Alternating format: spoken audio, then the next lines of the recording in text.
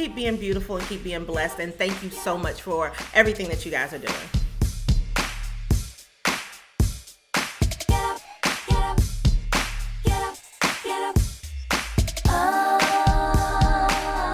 Hey, everybody. Welcome back to the ride. Let me see. Hey, welcome back to the ride. You're inside the mother. No, that's not right. You're on the mothership inside the Black Mama Magic Room with the greatest podcast on earth. I am Crystal Sunil Irby, mother of 4. I am Thea Monier, I had mother COVID, of and I 3. still suffer from some brain fog. Okay, sorry. Go ahead, Thea. You know they're gonna run you a check one day for that. So just hold on. Just keep holding on. I'm Thea Monier, mother of 3. And I am Nikisha Killings, mother of 4. Yeah, I have a lot of anger around COVID. I realized that Nikisha and I were talking about it in the group chat, and I was like, "Ooh, I got a lot of anger." It's righteous anger. I was about to say. Yeah. It's something to be angry about. Yep. Yeah, I do. I have a lot of anger around that. But we're not going to talk about that today because this is a very, very special episode. This is our 50th episode. Lord, I never thought we would get here. Lord, we are here. Lord. It's a lot of hours. A lot of talking. May not come when you want him, but he'll be there right on time. That's us. And you know it's a Dim Black Mamas episode because Thea just bursted out into song randomly. Anything else wouldn't be right. But this is very, very special. And I wasn't going to celebrate this moment. I was going to just let it go. But I was like, no, because I was a little embarrassed that it took us so long to get to 50. But I was like, no, I'm not going to do that. We made it to 50. A lot of podcasts don't make it to 50. And I'm just going to celebrate the win whenever, I get it and not judge when it comes. And so just thinking about like how we got here is because the fans stayed with us, were patient with us whenever we needed a break, didn't announce a break, did announce a break. Take the long road. They've been on the journey with us, rocking with us. So yeah, they stayed on the journey. And so I wanted to not only just celebrate us, but celebrate them and have them join in our conversation today. So we chose 5 lucky listeners randomly who entered our drawing to be on our 50th fans only episode. But I think I'm going to call it family only because I don't like the word fan. And Nikisha was like, we should call it family. And that's so Black. We make a family out of anything. Yep. We be like the our Southern family, if we make family out of anything. Family? It's like a mix of fans and family? Or we just gonna go with family? I don't like the word fan. I like family. I think that's Black. I think Black people, we add family to any group. Black is also stands. We created that too. I thought Eminem created that. And then there's like the beehive. Oh, did Eminem create that? I thought Stan was like. I think. Oh, maybe he did. Did he do it? Well, who created him? So it still come back to us. Okay, it still comes back to us. You're right. It always comes. It always A comes equal back B, to then us. B equals C, right? All right. I just want to make sure. Taylor. Okay, so we have. I want to say the people who we have joining us today. So we have Taylor joining us today, Luann joining us today, Chisa joining us today, Janae joining us today, and did I say Stacy? No. You know what, Crystal? Go to the people. Let me see. Let me look at the people. I'm looking at the chat. Look at the participants. Don't let me be a producer. I try to get fancy. Let me see here. Oh, there they are. I see them talking. Taylor said it was in his song. You're right. It wasn't his song, Taylor. So we have Luann, we have Chisa, we have Taylor, we have Stacy, we have Janae. Shout out to y'all. We're so excited that you're here. They're going to be joining in our conversation through our chat, so we'll be reading what they're saying, and they will have an opportunity to come inside the Black Mama Magic Room. Right now they're on the Mothership, but they'll have an opportunity to come inside the Black Mama Magic Room with us. So we're going to go ahead and get started. We have a little bit of a different episode today. We are going to start with our responsive reading, pulling a card from our, let's do it like the influencers do it, from our Black Mama Magic card. Nikisha, you got your cards? I have not. They're on the way. We You talked didn't about have to this call her last out time. like that. You didn't have to No, do that. We that's have what made me think about it. Is that we talked about it we have last time. Then I was like, we have company. oh, sorry. I do want to warn company. I don't know if you've ever been backstage at a television set. You It know, ain't you're always like, pretty. oh, I just want to point out. I just want to point out. You know, like this. You know, I just hope Y'all you getting the real still deal. Some of this might don't be look at edited us out. differently. Yeah, yeah. You But might get to see some parts of us. No, we always put it out there, so they know who they're getting. yeah, They're they not do. surprised. So it comes from our black. Oh, that looks like an influencer picture right there. Can somebody snap a picture of this? Wait, is my phone nearby? Hold on. Okay. I don't want to do what I'm talking. I think I got a screenshot. You got it. You got it. Okay. So from Did our you Black get Woman it? Magic card deck. Ooh, my I need lighting you to is be good looking too. up Okay. these so it looks like we're all Well, engaged. I was looking. from our Black Woman Magic card deck. Okay. Oh, there's a little thing on here where we can snap a picture. Do y'all have that? Take a squad No, shot? that's Okay. you're the boss. No. From our Black Woman Magic card deck. Yeah, you can take a picture on here. But we'll be pulling a card from there for our responsive reading, and then we'll jump into our church announcements. But for our church announcements, we're only giving one announcement each because we are using this time to talk about a movie that has Jesus. touched our souls deeply. Honk for Jesus. We knew Regina Hall was going to deliver, but man, did she deliver. So we're going to be talking about that in our church announcements. Then we're going to move into our mac and cheese, which is the juiciest part of our show. And it'll be sort of like a time capsule to talk about from 2016 when we launched till now and looking back and what we will put in a Dim Black Mama's time capsule. So much that can go in There's that so time much. capsule. Yeah, there's so much. And then we'll end with Black Mama Say. So let's go ahead and get started. Pull from our Black Mama Magic card deck. So in the chat, somebody pick a number in the chat. Give me a number. First one we see is it. First number we see. Somebody type something. 5. 5. We're the 5's guest today. 5 is it. Oh, shoot. 5. I got 5 on. Yeah, I'm surprised you didn't jump in on that. I got 5. I did it. I was so distracted by giving homage to Oshun. I needed to. You're right. I should have called that. Oh, okay. Go ahead and give homage. We probably need Go Oshun ahead and today. give homage to Oshun. Dun-dun-dun. Dun-dun-dun. Dun-dun-dun. Hey. And isn't this the year of 5 for you, Thee? 6. 5, 6, 6. Okay, 6. Mm-hmm. Okay, 6. so card number 5. Our numbers person, Thea, 5. Card, what is 5? What is 5? Ooh, hold on. It's in my change. Change. 5 is change. Okay. Card 5 says, live a life you created in a world you help shape. Live a life you created in a world you help shape. This is How we did some good writing on this. We ready this one. We It's not me, but it's good. Maybe Thea? Thea, did you write this one? Let's see what it say. Let's hear. I might have. Okay. I don't know the list. You gotta find that list. Dear Mama, are you using your 24 hours to create the life you want? Are you using the 24 hours to shape the world? Take a moment to write out an inventory of your last 24 hours. Did you use them to create the life you want? If not, join the club. This is not about grind culture. This is about seeing your daily life as the beautiful canvas that it is. List the ways you can shift your 24 hours to shift your life. Oh, I like that. I think this is you. You know why? Shift.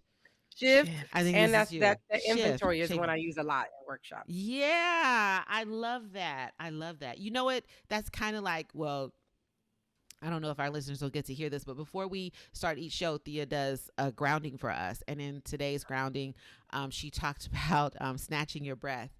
And that means like picking up the pieces of yourself that you've left in other places. And I think that kind of goes with that also, like taking an inventory of the pieces of yourself that you've left somewhere over the 24 hours and, you know, bringing it back. So I love that. I love that. Thank you. The cards be knowing every time. The cards be knowing every single time. The ancestors come. All right, fam out in the waiting room, let us know if that resonated with you and we will share your thoughts as well.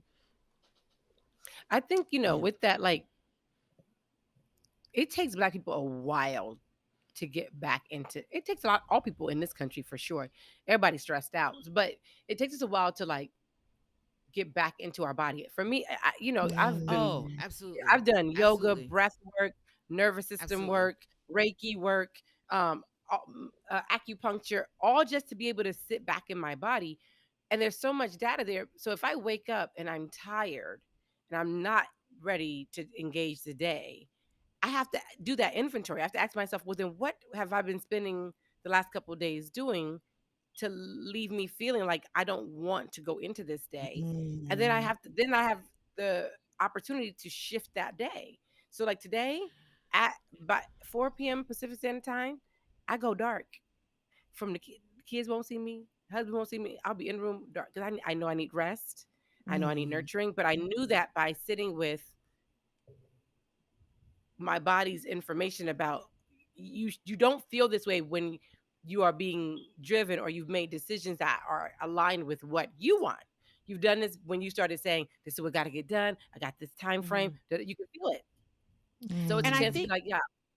it's specifically hard for Black people because we disconnect from our bodies out of Yeah. safety, because Yeah, for our sure. bodies for so long were used and abused, and Yeah. not for so long, but still are. Still, yeah. And so for those of us who are ascendants of enslaved Mm-hmm. people, that's something that we've never talked about because we've sort of been in survival mode. And I think that we're Mm-hmm. just beginning to talk about connecting with our bodies, because Yeah. when for centuries your body was used that way, Yeah. that is Yeah. kind of passed down. Absolutely. And then And your bodies are the um site of the crime, right? So it's like right, that's Ooh. what yeah, they were attacking. Mm. So you start to identify your yeah, body yeah, as a storage place for trauma, as opposed to as a vessel for actually being an antenna for spirit, for joy, and for all these things you want to create. yeah. It's really to me, it's like, it's interesting. It's like the last frontier in Black liberation is the Yes. reclamation of the body. It's the And hardest thing to Mm. reclaim. yeah, and Mm. and when you look around all of the social things,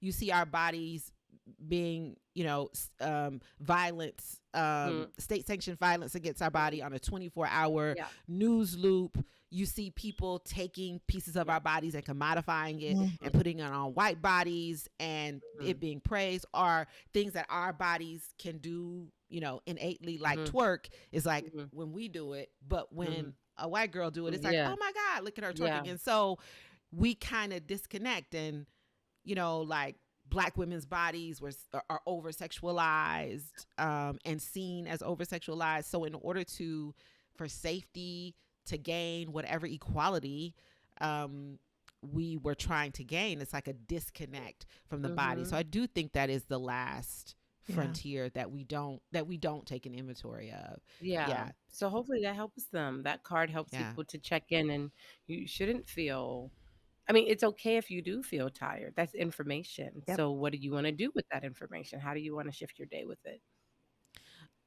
One of our listeners says something that my therapist and I have been working on is intentionally decompressing after I leave work. I didn't do it Mm-hmm. before therapy, and I wonder why I don't feel present in my body or in sync with time on a regular basis. Mm-hmm. When my children come home, or when we come home together from anywhere, it's 30 minutes of silence for all of Mm-hmm. us, so that we can like Mm-hmm. take that time to decompress and reorient ourselves to the new Mm-hmm. place that Mm-hmm. we're in. So Yep. yeah. Yeah, that reorientation. I love that. Yeah, doing a body scan and journaling has Mm-hmm. made this a little easier, but it really is a lot of work. It It is. It is. is a lot Mm-hmm. of work. It Mm-hmm. is. It really is. I often forgot about the whole pharmacy of tools I Mm-hmm. have when I'm in a tailspin. I Yeah. just be walking around like, how did I get Mm-hmm. here? Yeah. Same. Yeah. And so Same. learning not to judge that is, Luann, where I'm finding the sweet spot, because I would judge that tailspin. I would judge, Mm-hmm. oh, I lost track and I started doing a bunch of things. And I'm like, that's like, let's go up and down. I just thank God for the awareness. Like when I come back to myself, I'm like, that's the moment I'm grateful for. Like, Mm. I'm not going to spend the time judging when I was in the tailspin. That happens. But I'm so grateful that I know how to come back, you Yeah. know? Yeah. And Mm. that's what you focus on, so that you're not shaming or critiquing or trying to figure out. Here's the thing. We don't have to even try to figure out why we did the tailspin. That's natural organic information that our body's going to remember. Just move on with gratitude that you came back to yourself, and then continue your experience. Does that make sense? Yeah. Yeah. Yeah. Right. What matters is is You that made you it made it through. through. Yeah, Yeah. absolutely. Yep. Yep. Thank Yes. you. Thank you. I Sometimes a little love that. tailspin is necessary. Get some shit done. They do.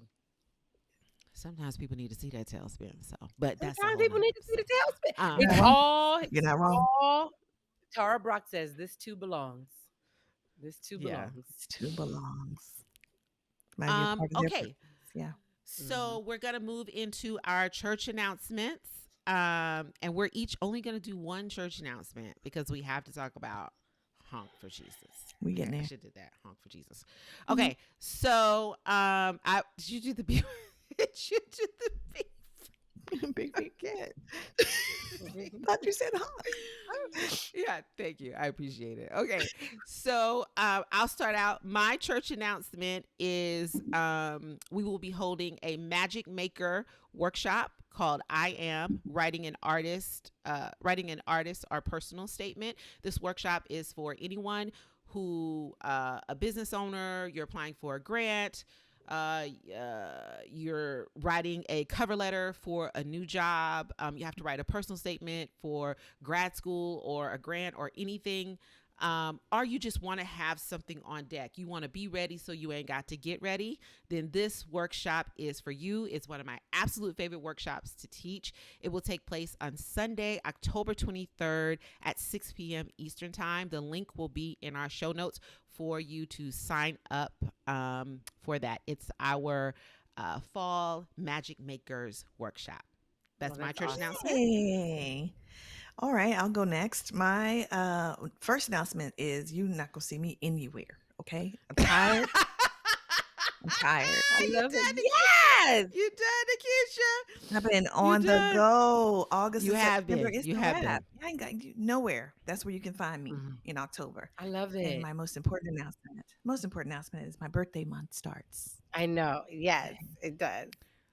Welcome, You wanna welcome get- October and Scorpio season coming up soon. Well, Be you can just careful get out. the Libras. The Libras was we're still kind of no. Okay. But yeah, I said be coming careful up out there. later in the month is Scorpio.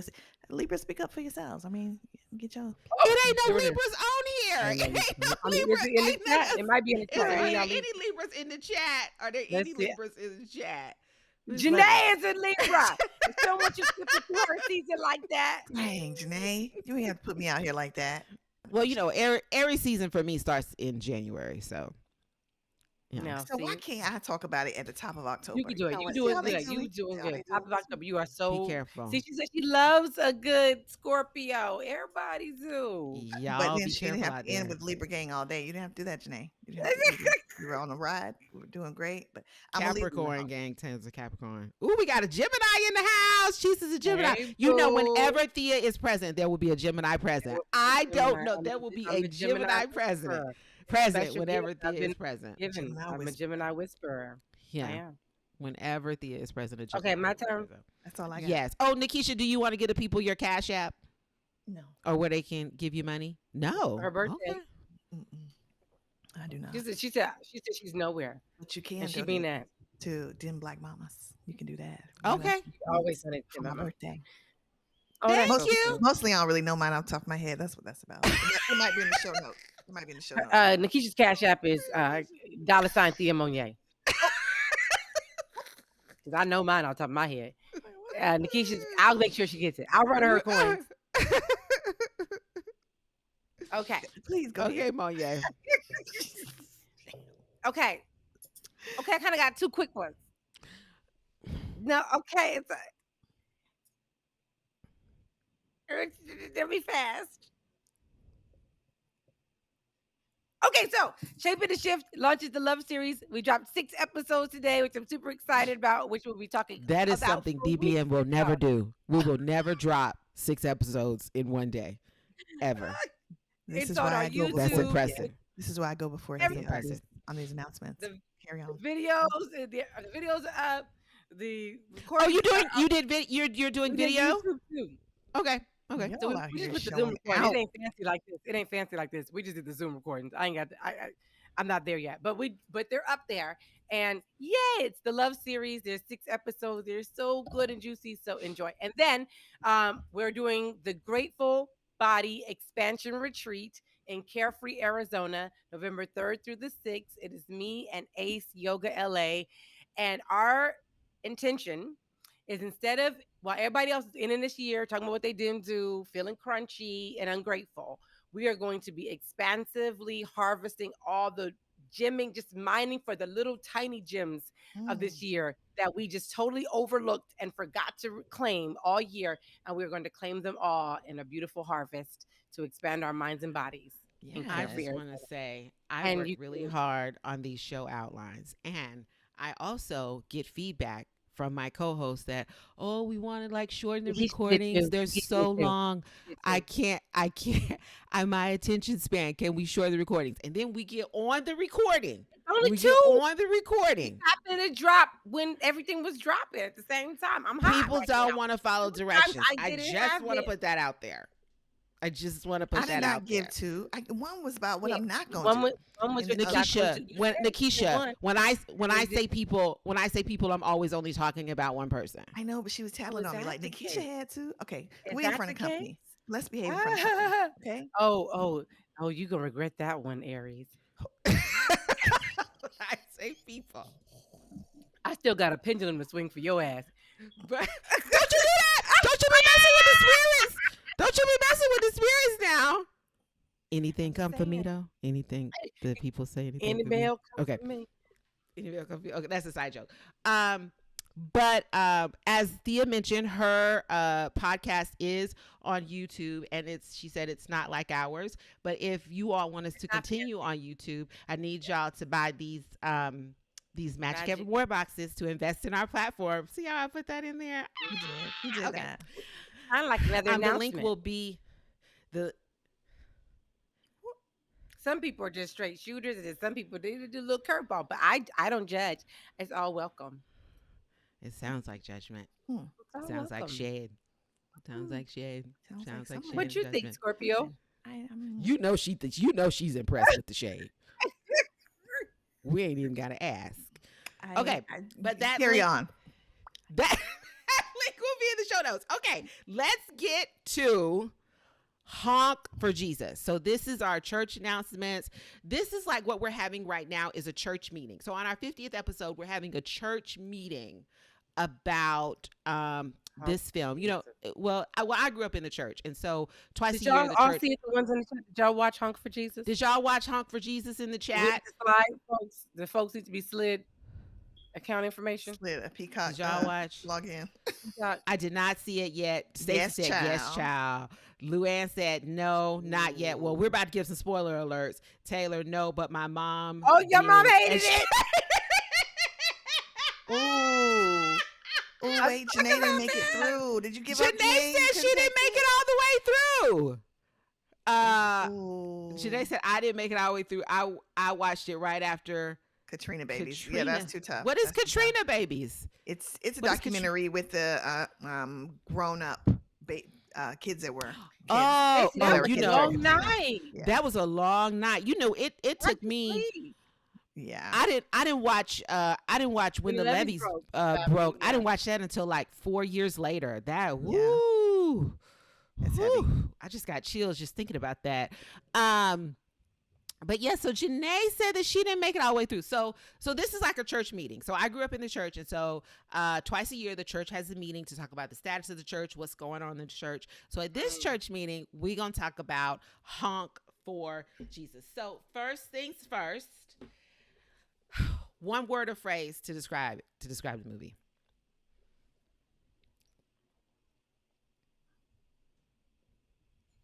I know I knew this question was coming, but I y'all know how I am about one word. So give me a second. Or a phrase. You can do a phrase. Just I will say oh. And Stacey then I has a word. also want to cleverly accurate. replicable. Ooh. Cleverly accurate. Replicable. I would say cleverly accurate. cleverly accurate. And then I do want to talk to Janae and Stacey if they want to come on. I want to talk to Janae about what part she stopped on, and also Stacey. Like, I thought they was talking about this church in Houston. Yeah, that it could apply to churches all over this here A lot of churches. land. My one word, Mhm. well, it's a phrase, in your face. In your face. Mm, That's the phrase I got. mhm. My one word is uncomfortably funny. Okay. Phrase. Uncomfortably funny. Uncomfortably funny. Okay, so should we tell the most people what it's powerful about scene. or what it is? Oh, Who okay. haven't seen it? So yeah. So if you have, who wants to give a description of the movie? I've been waiting for Honk for Jesus since I saw the first preview months ago.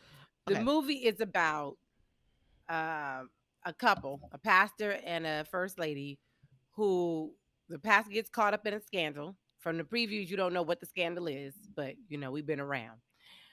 And they're launching their big comeback after this scandal broke, and you know church members have left, and so it's like a mockumentary style following them through this. They've hired people to come document their comeback, right?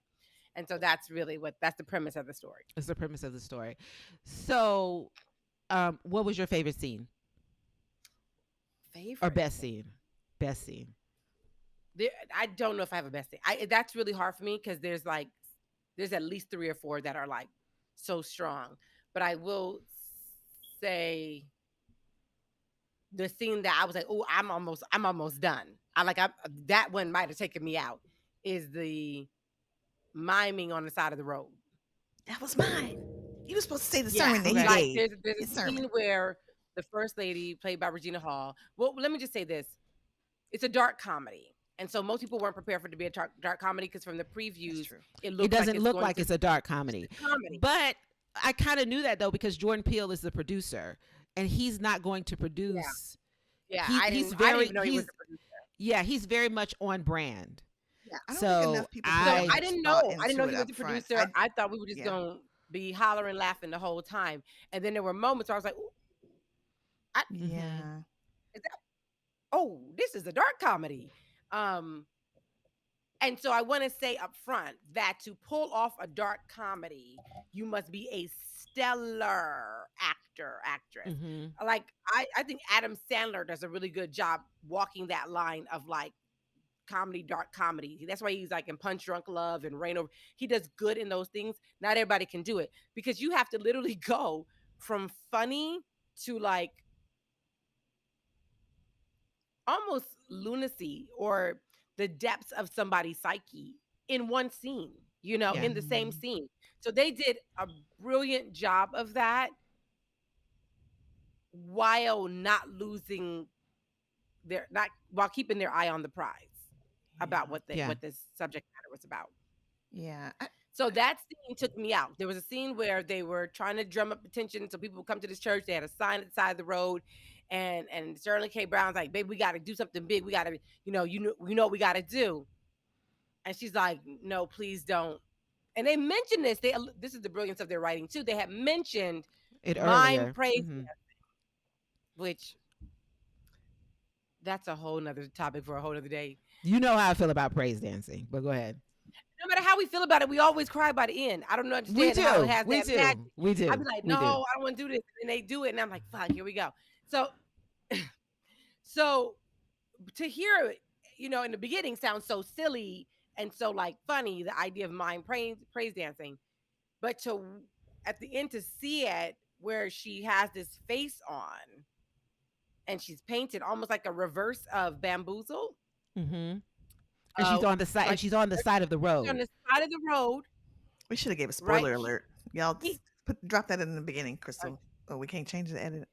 Spoiler alert. Yeah. He's not doing it, right? She's doing it. So there's also some gender stuff in that. And then that was like when I was like, oh, like the thing about that scene for me was taking something cultural, because that's something that Black people do in the Black church. Taking something cultural and using it and commodifying it, and how when you commodify something that whatever you think of it is a part of our culture and in a way, soulful. It's a difference in how Black people connect and praise with spirit, right? Whatever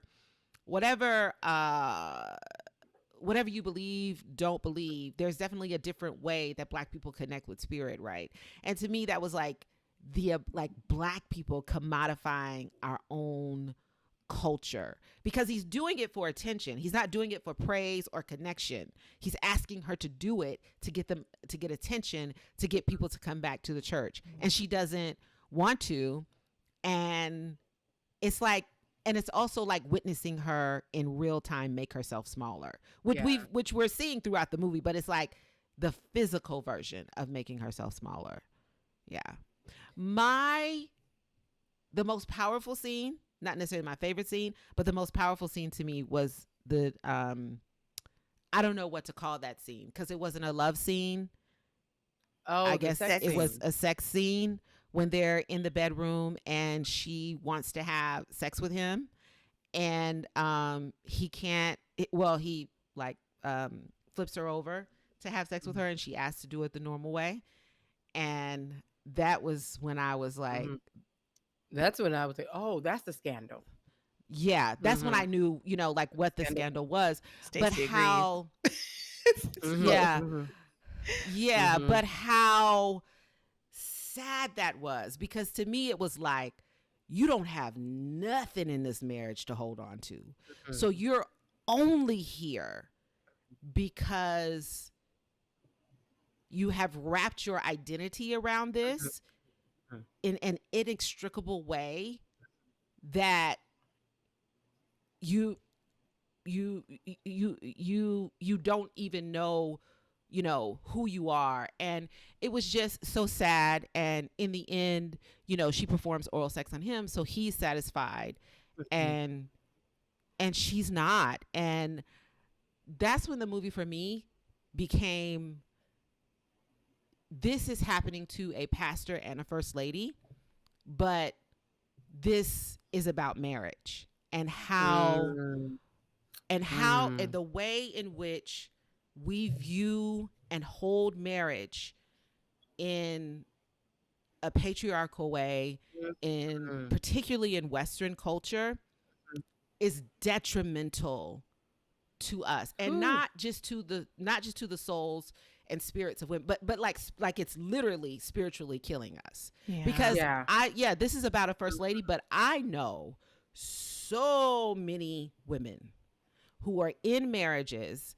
that are sexless and unsatisfying, but have wrapped their identities around their partners, that they can't extrapolate themselves. And it's very easy to do. Like, I moved from LA to South Carolina, got married, had a baby, and start raising a preteen, all within a 6-month period. And so for the first part of my marriage, our lives were wrapped around my husband, his job, and his work. And it happened before I knew it.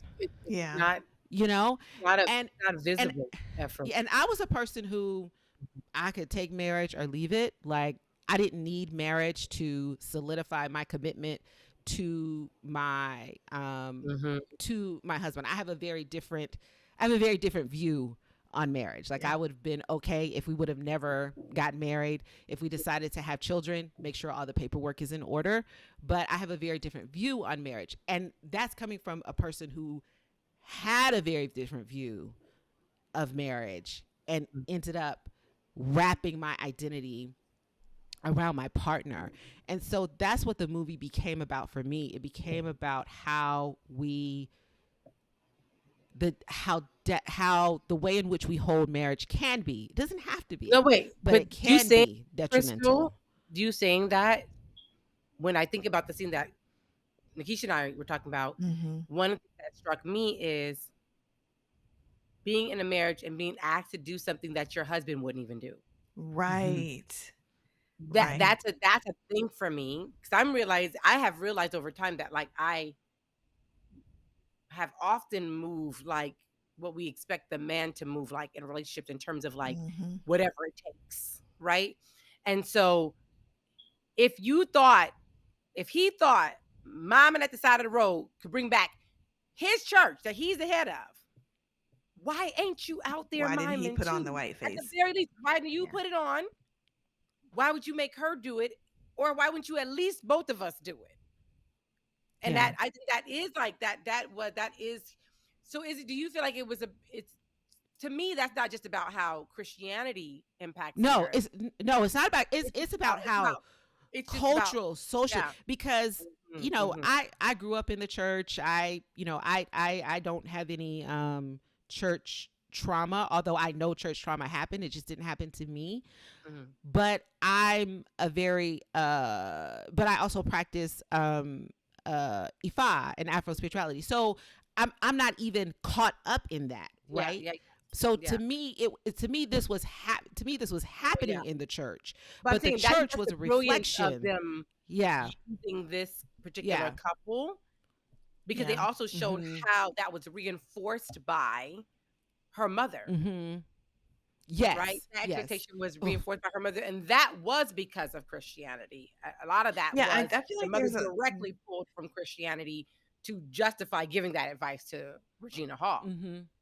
Some of this junk is unique to the Black church, I feel. Yeah. Well, I don't know what other folks are doing, but that like long suffering wife, especially pastor's wife, who suffers through all the infidelity, all the scandal that he does. Everybody knows he's sleeping with half the ladies in the church, and she stands by his side. You know what I mean? That's a thing that's pretty common. Pretty common. Yeah. I don't think that's unique. I don't think that's unique to the Black church. I don't even think that's unique to the church. I think that's unique to men who have power positions, influence, and work and wealth. Because what I saw Regina Hall as is a ride or die chick, which is promoted in rap culture, which is promoted in, if he cheats on you and you can stand by your man. I remember when Mark Sanford cheated on his wife, and all of his political friends were saying, if she can just forgive him, he can salvage his political career.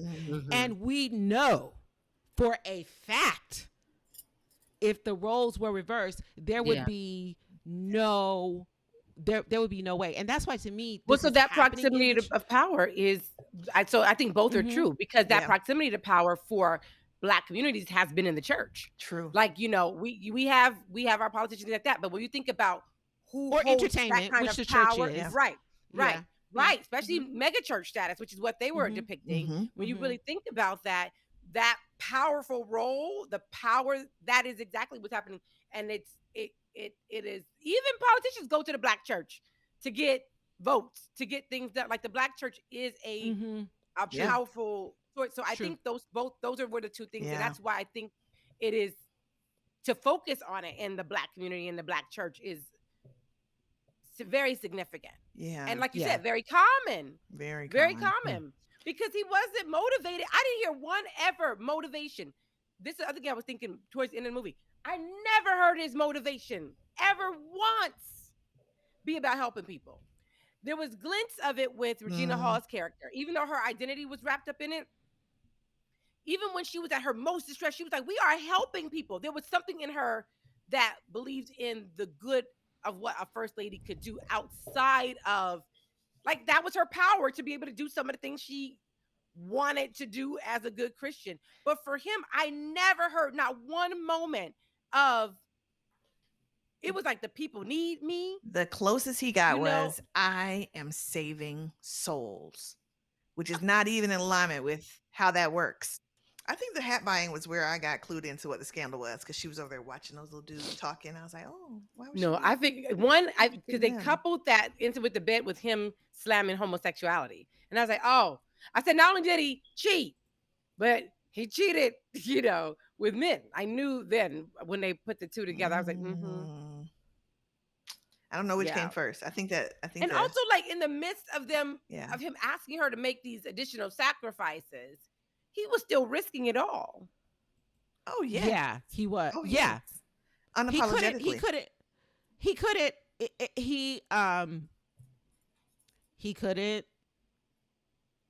resist. Welcome to the Black Mama Magic Room. We got company. Okay. Baby, first of all, I was like, oh, they must have came and did research about this church in Houston. And my husband was looking like, no, that's happened everywhere. It's like I knew it, but damn, I ain't want it to be true. Everybody was protecting his ego.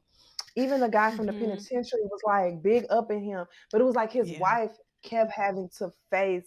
And I don't have I'm thankful I didn't grow up with church hurt, right? I have, like you said, Crystal, I had very positive church upbringing, but it was something about that like power structure to me, like where she kept having to deal with reality, but he kept being shielded from it. And so she kept getting gaslit, like he kept acting like he really thought people was gonna show up. He really in his heart, he was not playing. Yeah. He was not playing. But she had to keep going along with it. And it was like, it's like the lack of agency, to her, for her to really be like, boo, ain't nobody coming. Because, okay, her being married to a man that's attracted to me, and that's fine. If she want to keep that, like, if I think to a certain degree, some people decided that in their marriage it may not be about romance or love, but at least it's like some type of financial contract. They're business partners. But it was like this first lady couldn't even be like a business partner to him because she couldn't keep it real with him. So it was like, not only are you in a loveless, romanceless relationship, he's not even respecting your ability to provide insight because he is so into him, like self. And he was so into himself that he didn't even properly research the filmmaker. Because that's the first step. If I was scandalous, that I would have. That's so true. Oh, Stacey's bringing some stuff on y'all podcast. Because I know y'all gonna be like, well, no, these are the receipts of how you really treat Black women. So like, to me, it was like, it was beyond him and somebody could be against him. He really thought he was gonna be able to pull out of it. It was a delusion. It was a delusion of grandeur, which I think is a part of that experience. Yeah, he's a narcissist too. We also have to call that out because that's delusion. And here's interesting, that environment is a ripe breeding ground for a narcissist because you cannot critique that person without critiquing God, right? So that thing is allowed to just thrive. But it's also great for narcissists because oh, I'm sorry. Go ahead.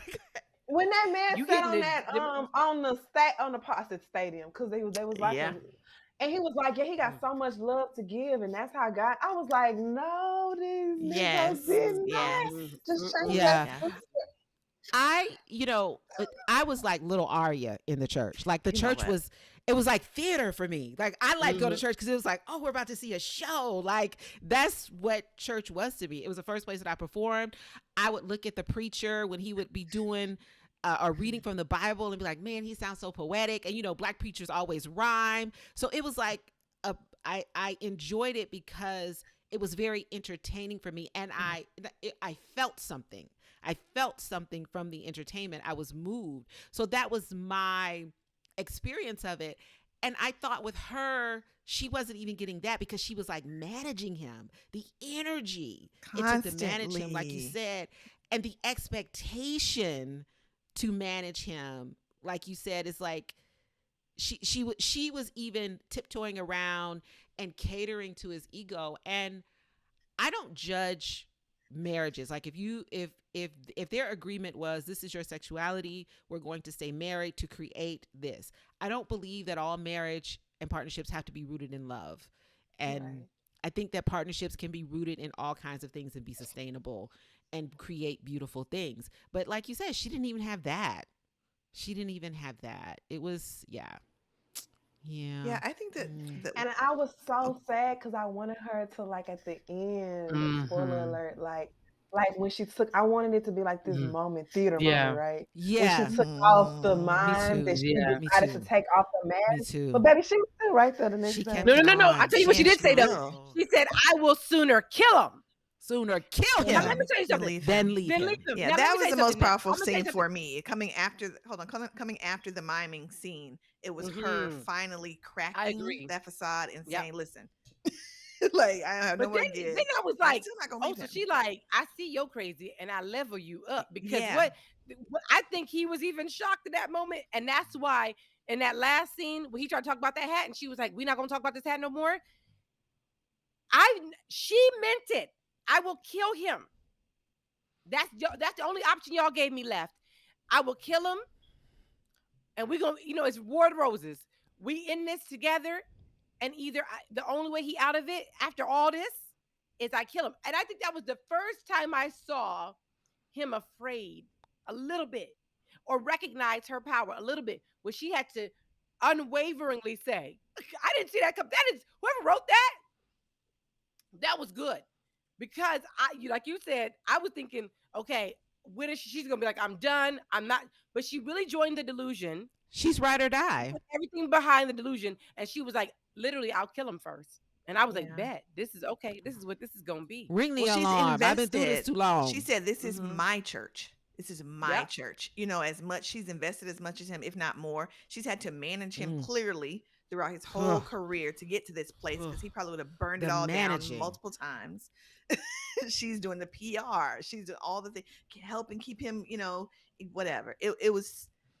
There was so many. That managing was even in the young couple. The young, she was managing him. She was managing him too. So that also says a lot about the role of the first lady.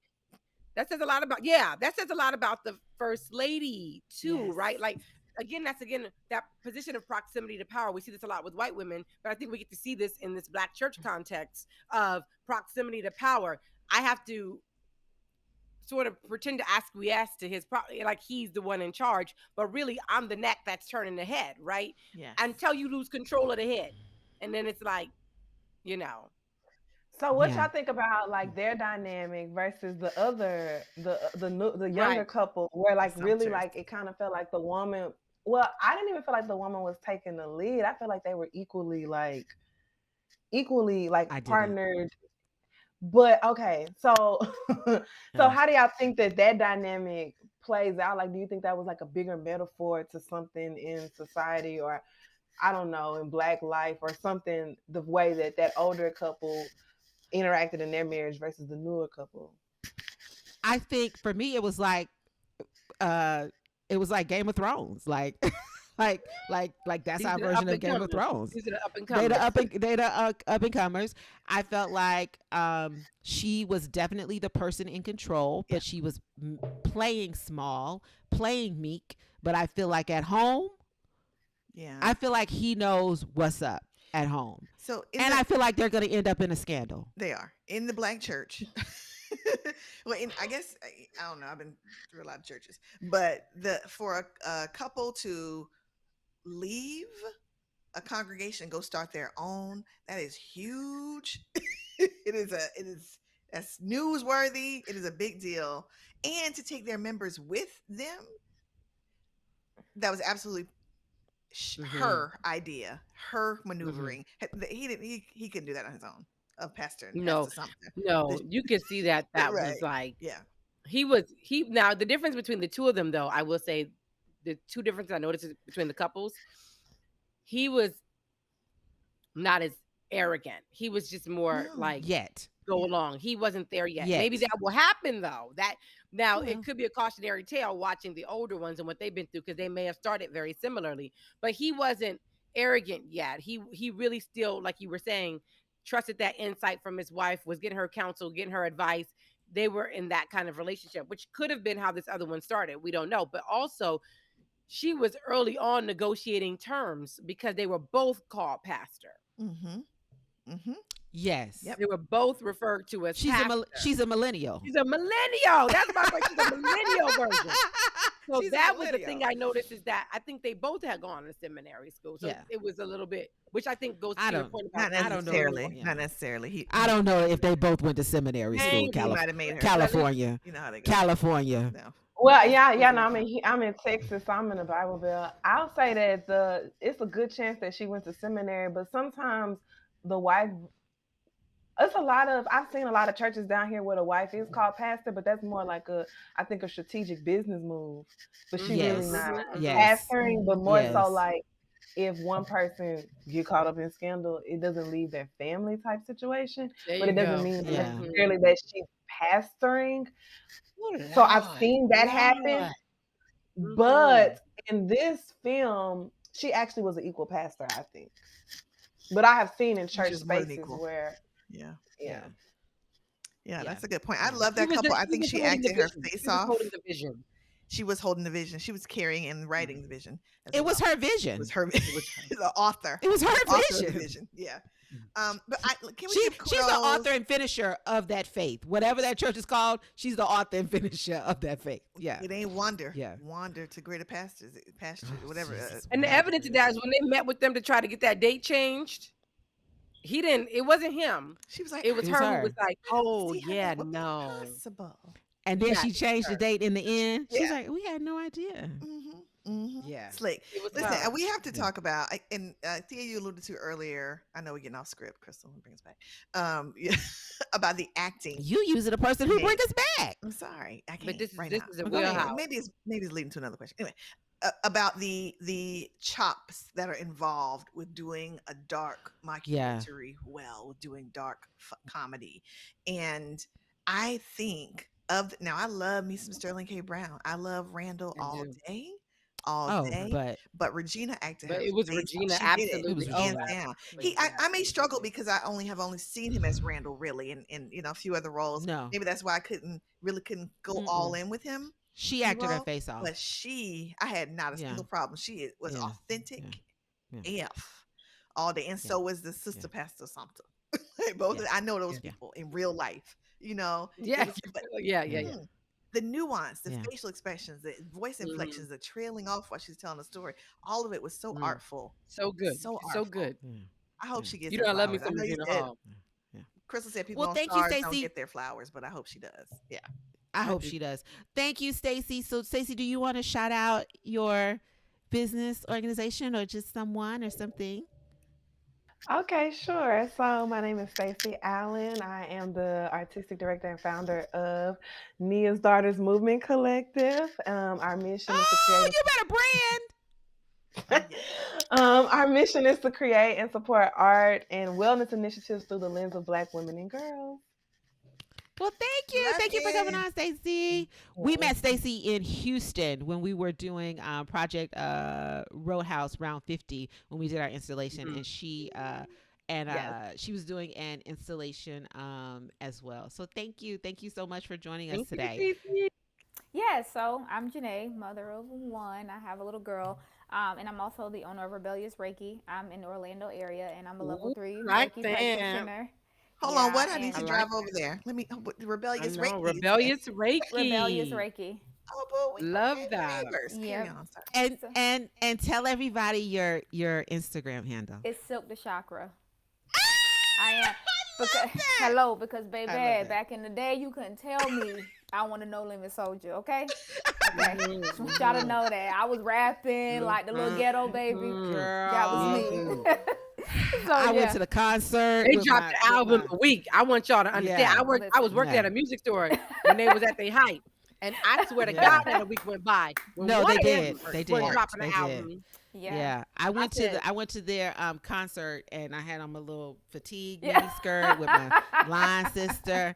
Our other line sisters was like, y'all going to that concert? We was like, yeah, girl, we going to that concert. I did not attend that. I did not. That was me. Nikisha did not attend with us. Oh, I love it. Oh, I love it. That was me. Yeah. Okay, so when did you stop watching? When did you stop watching? Wait. Do you see Luann's comment? Because we cannot bypass this comment. Everyone. What did Luann say? Hold on. I low-key thought this date was chosen for the 9-9. We can't let that pass us by. Sorry. Shout out to Luann who made that whole No Limit connection for us. Inadvertently. You know what? It was in us. We didn't even know it was in us, and it's in us. We didn't even know that, and it was in us. I'm about to play it in a minute. So I stopped because I literally had to go to work because I was trying to watch it before here, but I stopped at the point. I did see where he was like had his whole like gay sermon. What was that before or after the hats when she went into the stores like a $2,000 hat? That was before. Okay, I'm pretty sure it was before. Okay, so then I stopped at the point where he was giving the sermon. So yeah, based on what I've seen so far, and then like I interpret movies, music, whatever, based on like kind of where I am in life. And so the thing is that I was seeing a lot of like her seeking validation like from him. It was a constant like search for validation, like, yeah, okay, right. So, and that spoke to me because like right now, like I'm single and I'm like dating, so trying to like figure out that balance and like, dang, like people really like be out here looking for, that's not out of the norm. I also grew up in the church, so that's not out of the norm, but also like understanding like the detriment of that, but then also trying to understand the balance of that. Like, what's the balance? And I, from what I saw, like, yeah, there was none. Cause yeah, I'm grown. I'm dating in the Kevin Samuels era. So y'all, let me tell you something. I would like to stop and give everybody point their hands. Touch and agree. Anybody out there right now, I have nothing but grace and mercy and strength for anybody dating in these 2022 streets. My advice is to exit the country. Hey, that'd be a bad idea. And you know, just see. There's a big world. That's all I'm gonna tell you. It's a big world. But that piece you're talking about, or what? Get out of your comfort zone. Get out of your comfort zone. It ain't just a comfort zone. It's I think in it the air, Crystal. It's in the United States air. I be having people talking to me like, you know, I'm just over it. It's over the.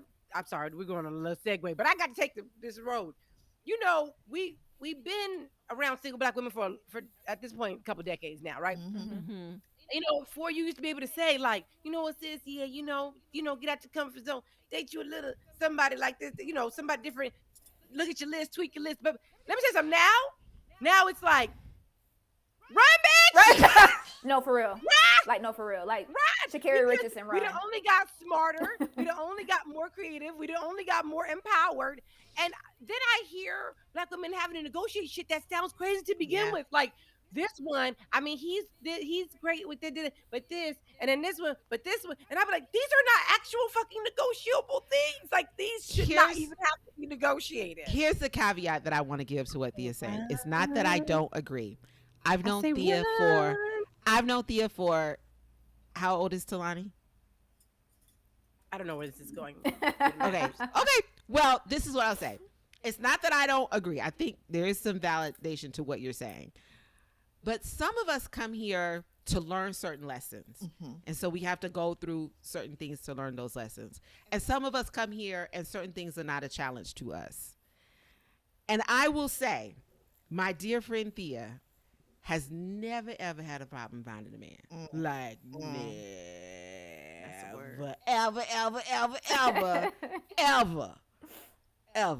I'm not saying you shouldn't. You know my trick?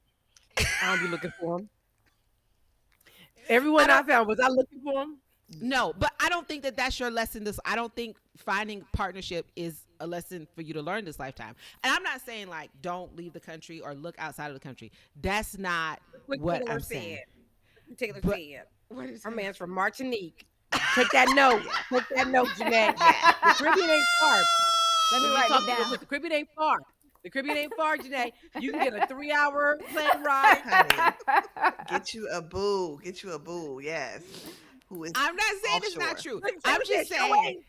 I'm just saying, as Nikisha points out often on the podcast, sometimes, you know, we have to give little caveats about where we all are. I will check my privilege on our journey. It's when I'm not looking for it, but also, I mean, that's true. Direct flights leaving daily from Orlando Airport. Direct flight. Did you just Google that, Nikisha? Just Google? I know it. So, let me go back to Janae's other point because we didn't got on her private business. It's here. Janae, the other point but no, she's right about Orlando. Like literally, that shit is like literally 2-hour ride. Okay, anyway, bottom line, what you were saying, Janae, is I think that part about that balance, right? We talk a lot about codependence and you, especially when you're in a relationship with people you care about. How do you know when you're giving too much? Why should you even have to measure that in your mind? Like that could be weight and energy. And I think it's like when we're trying to find a sense of self through another person, right? That it gets to be tricky, right? And you can, it's so subtle sometimes, right? Especially because of how this society has framed love around, particularly patriarchy. and particularly capitalism, that this is why I love doing joy centered work, because if you're not joyful, that is your metric, that is your barometer, right? So if it's not about whether this person is happy, but it's like, if I only get happy when this person is happy, or if I only get happy when this person validates me, then they have become the barometer, not my own joy. Right. And that can be a tricky thing to hold on to. I caught myself yesterday, because I'm gonna be out of town for a few weeks, and so whenever I do that, I feel like this thing happened where I'm like, I got to take care of everything, every possible outcome. That's not even realistic. One, but I know a lot of women feel that way.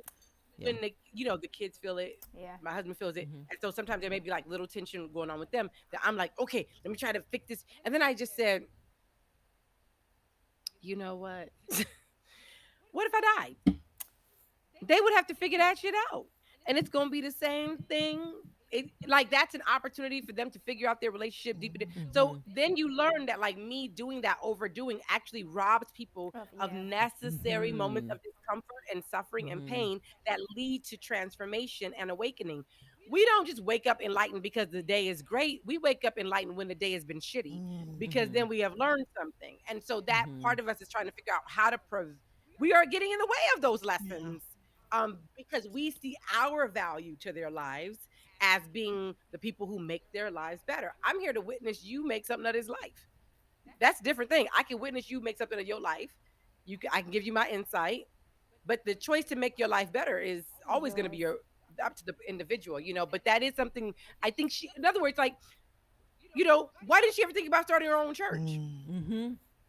Because they would have followed her. They would have followed her. Yeah, they would have followed her. But no, maybe if she would have played the victim, they would have followed her. I was just about to say that. Yeah, if she would have let him take the brunt of everything, and she's been consistent, she's been the face, she's been loyal. What else is there not to? We following that every day. Janae, have you been in Orlando a long time? Hold on, Janae, have you been in Orlando a while? No, I just PCS'd here maybe like a year ago, or moved here. Sorry, a year ago. We gotta talk. That's my language. But so no, there is a probably relevant, comparable situation that happened in Orlando with a church where the pastor is actually died of an overdose off in a hotel doing things he shouldn't be doing.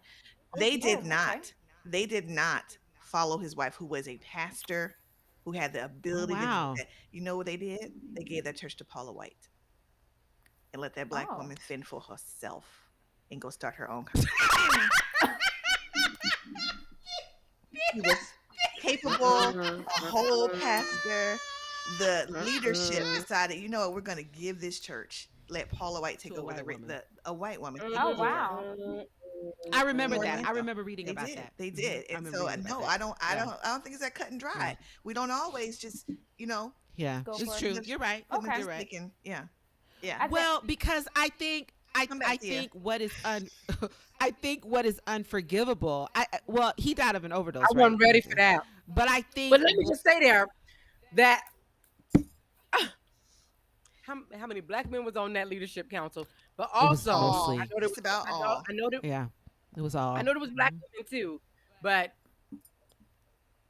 Black men did that. Maybe I'm mistaking, like, how you have like churches where the women are pastors as well as their husbands, and it seems like the congregation supports them, as much. So I think that's what my mindset is going, like, oh well, I think they have that could happen in California. Oh, okay. It can happen. Is that what they're saying? But here's the thing. Yeah, I think that can happen in California. And I also Taylor's in the comments talking.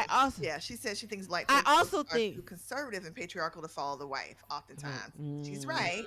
And boomer black folks did she said the camera cutoff was everything.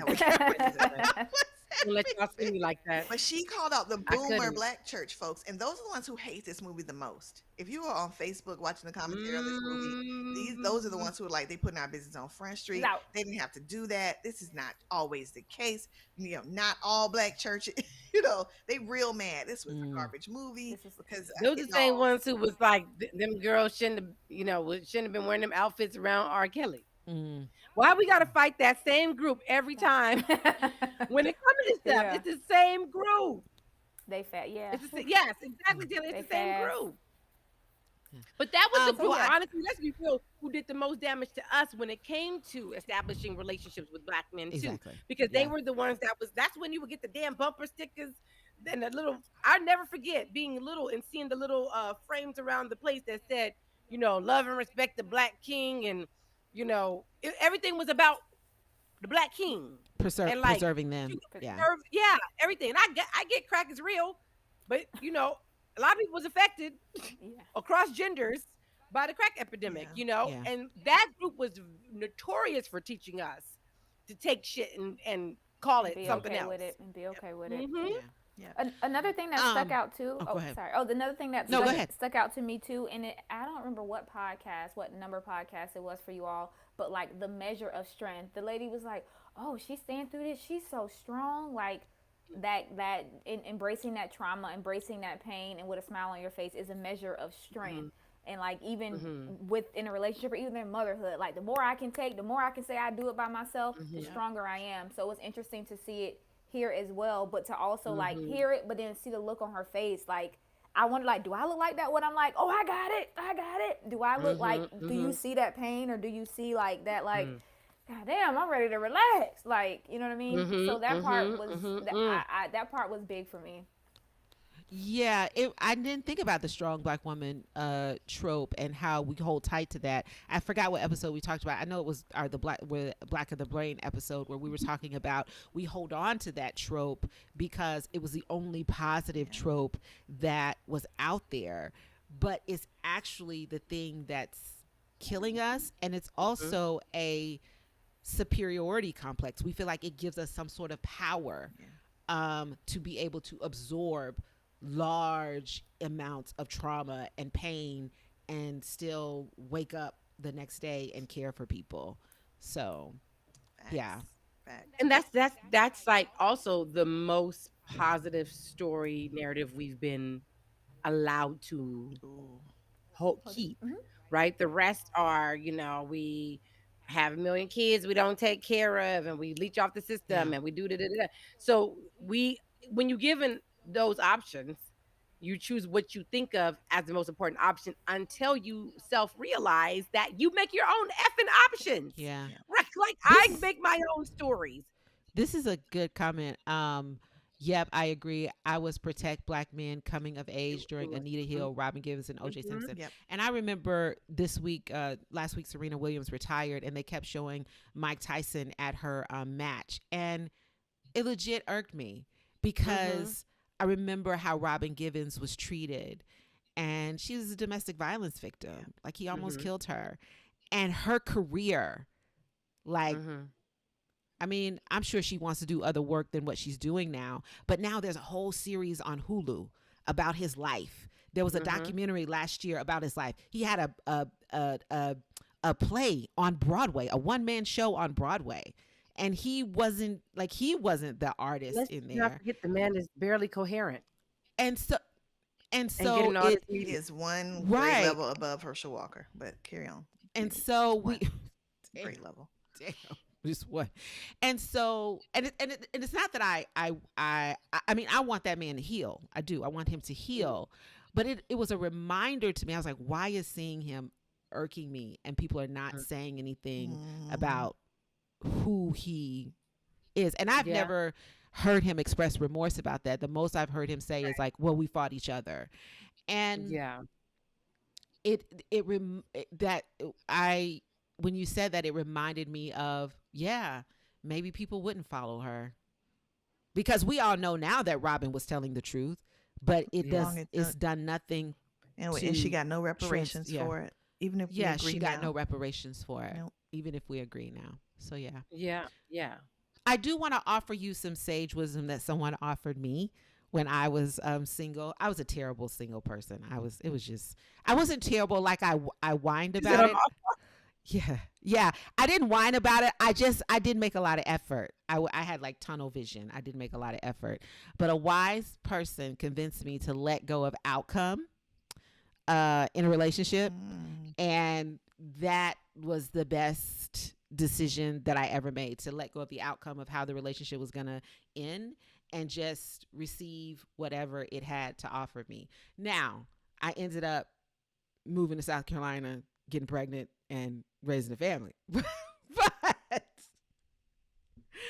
but it it was the freest thing that I had ever done in my life. I So, appreciate you saying that release because the that's outcome. something that came to me yesterday through talking to a friend. Like, I'm in my best state when I don't. There's no expectation. I'm being, and that's when I'm most beautiful inside out. When I'm being, I ain't thinking. I ain't trying to fit into anything. I'm just literally being. So thank you. My daughter, on this.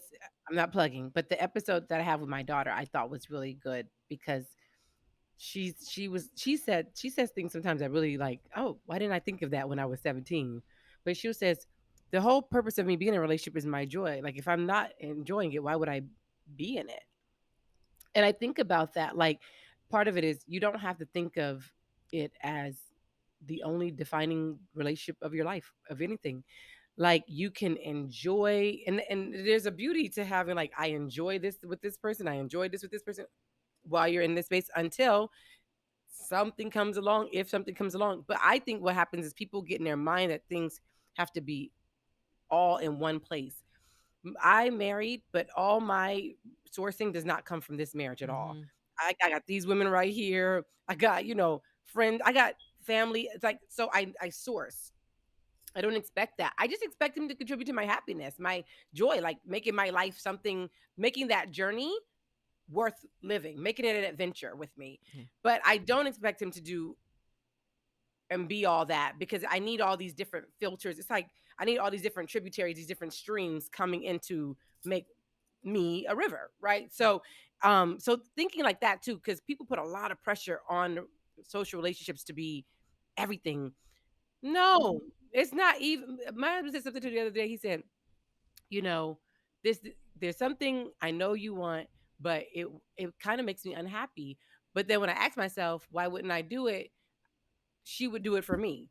And I was like, yeah, there's definitely stuff I didn't want to do that I did.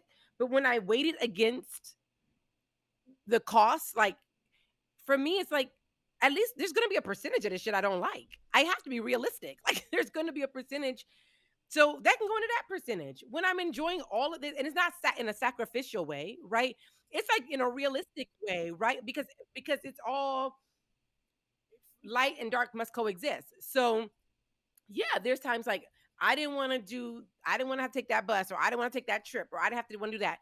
But if me doing that was less taxing than the thing you would have done, sure, I don't want to do it. I don't like it. But the yield is you're happier, and this bothers me this much less than you not doing that. It's a metric, right? Like so, and it goes into the I don't like this pile, but I like all of this. You know what I'm saying? And that's in my friendships and stuff too. Like I think that's reasonable and fair, and it's actually natural because in nature, I can't get everything I need from a pine tree, and I never would expect to. I wouldn't be like, "Give me some milk," and it's gonna be like, and for me, releasing that outcome has carried over. Like, and Thea was a person who told me to do that, but it carried over into the longevity of our relationship. Like I have no expectation about how my relationship is going to end with my husband. We may end up separating, we may end up in a divorce, we may stay married and not live together, but I'm not attached to how it ends because all that I've learned, how I've grown, all that we've created together, like I'm not saying I wouldn't be sad at the transformation, but I don't hold on to it with the I don't hold on to it with the expectation of a set outcome in my mind. I know that it will end one day because one of us is going to transition into another lifetime, right? But I'm at peace with whatever the end will be. And so that helps me operate from a place of honesty and freedom and not from a place of, well, I have to do this so that our relationship can end like this or so that it doesn't end like this. And I operate from, I have to do this to be free, to love in an honest and pure way. And had I not started the relationship like that, I don't think I would be where I am in it right now. And that actually feels more natural to me. I wasn't even attached, like I said before, to being married. I was like, we don't have to get married. I mean, if you want to, we can, but like, it's not that doesn't define the relationship for me. That's another outcome, right? That's another outcome that society has that I was like, I don't need that outcome. I need honesty, truth, freedom. Yeah. I'm extending my hand in grace and strength and joy and pleasure your way. Mm-hmm. Yeah. Thank you, Janae. Thank you, Janae. Janae, you know what? I Janae. just realized I reached out to you years ago to ask you to use one of your breastfeeding pictures. We've been with me, Facebook friends me and all my the time. baby. So if you could put one episode in a DBM time capsule, what would it be? For me, for sure, it's still the one, and I forget the numbers, 20 something, where we were all together in the same space and we were talking about. Yeah, that was so special. We were talking about our religious journeys and our spiritual beliefs, and kind of we made the church people, the saints, mad. They probably haven't listened since. But for me, that was beautiful. That was the one. That's the one I think that was powerful. I think it marked a shift in how vulnerable we were ready to be with our listeners, and I think a lot of folks learned a lot about us, and also were freed by it. And so it'll always be kind of my favorite point in our journey. Oh, I think that one was called The Upper Room. Oh, Upper Room. It's called The Upper Room. Yeah, The Upper Room. That sounds right. Yeah. Mine is the Black Mama Creative episode. That's a good one. Don't give them the whole A. I feel like I have sent that to people so many times where we gave them because that stuck to our intention, like Black Mother Creatives. And that was like a step-by-step get free Black Mama Creative staple. Yes. And I have had people just reach out to me and be like, don't give them the whole A. It's like the new bitch I taught them, which I appreciate. It's amazing. Yeah. It's so succinct, but it says so much. That episode was really good. Yeah. That episode launched Black Mama Creative Week, and also helped me realize that one of our pillars was creativity, and that creativity is so critical to Black culture and how we survive. So that was that episode for me was a game changer in terms of how I thought about the podcast. I gotta look at these episodes because Janae put. Look, I'm trying to find it. Like, what was 16? Yeah, me what too. Did she say? Which episode? Was her favorite. Episode 16. I gotta put it. I gotta look for it now. So my favorite episode, and an episode that I listen to, people may be surprised by this, over and over again, is our very first episode. Do you? Oh, really? It reminds me to keep. Girl, the sound. It does hurt my ears. I have to be in a good mood that day. It does hurt my ears.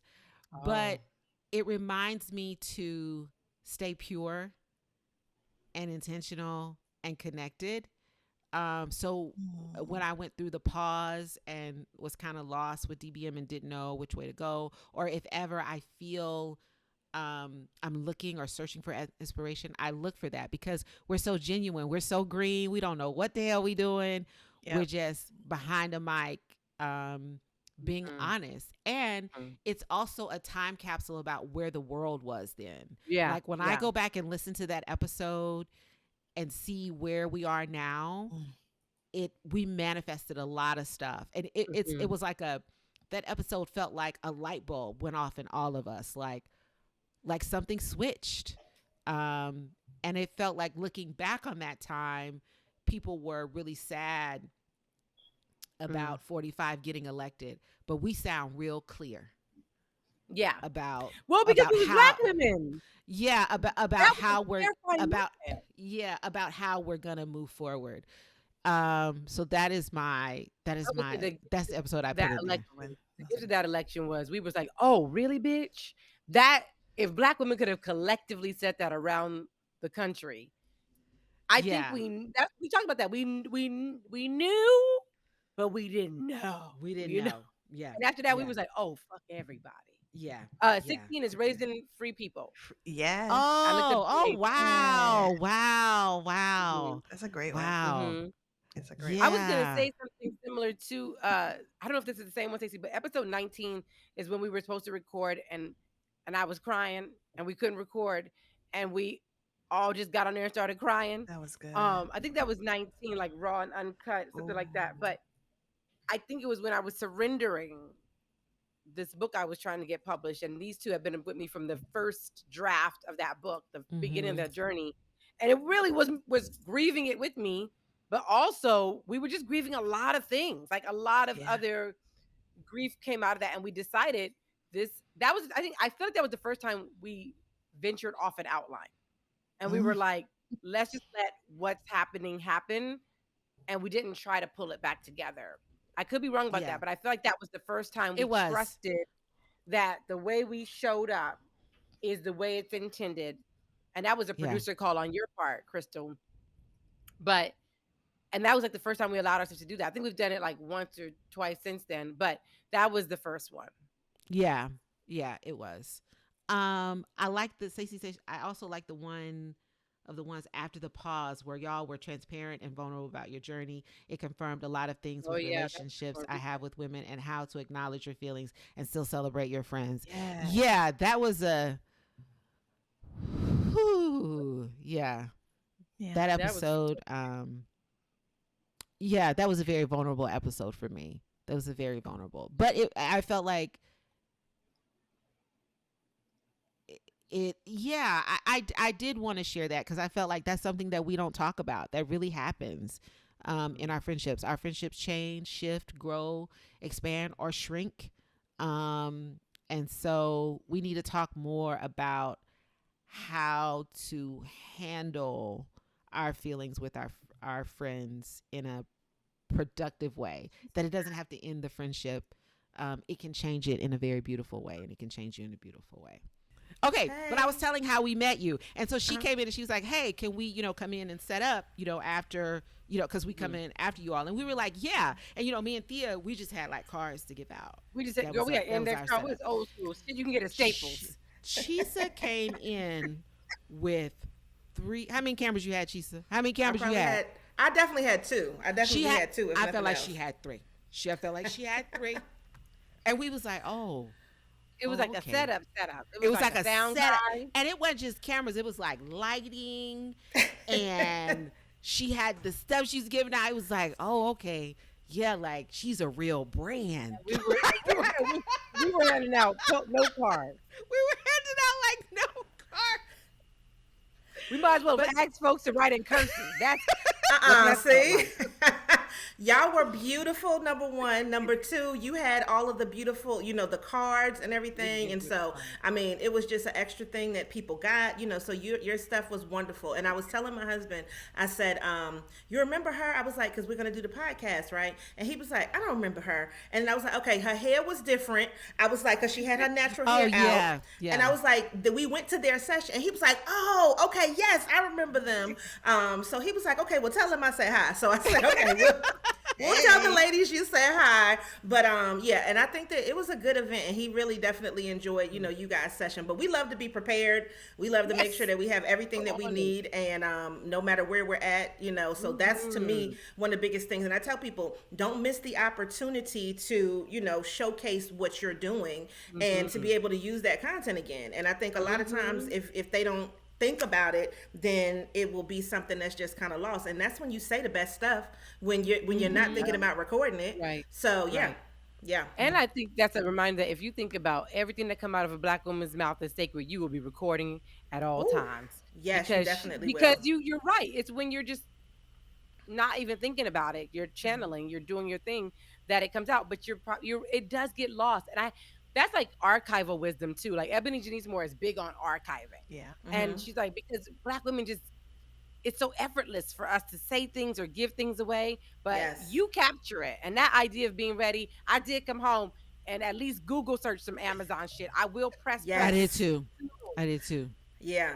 I mean, we say so much greatness. First of all, you today, the snatch the breath, you already took me there with the snatch the breath. I wrote that down.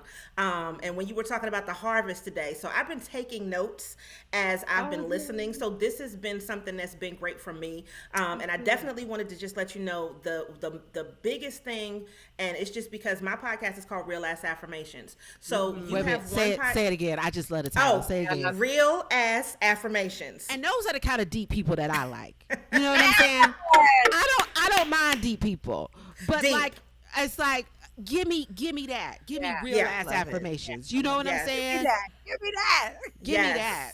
Yes. Yeah. But you guys said something in one of your podcast episodes, and it's one of my favorite things that I like to embrace. And you guys said you had fucked them kids money, and I was like, yes.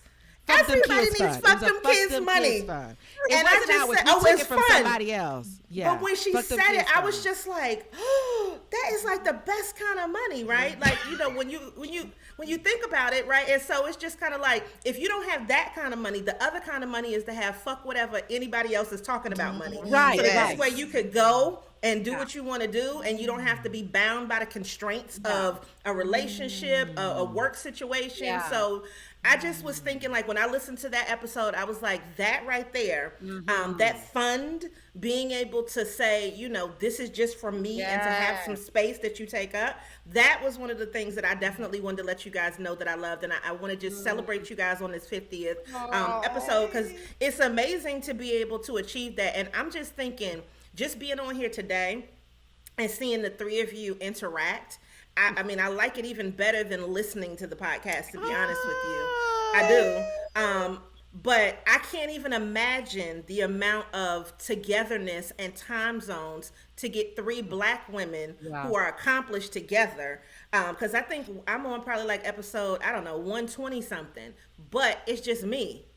Right. So I can't even imagine all three of you, different time zones, being accomplished, and then saying, look, we're going to take this time to just be together and to give the audience something like this. So I just want to celebrate you guys. Thank you. Thank you. Yes. I don't even think about that. And y'all cute too. Be cute.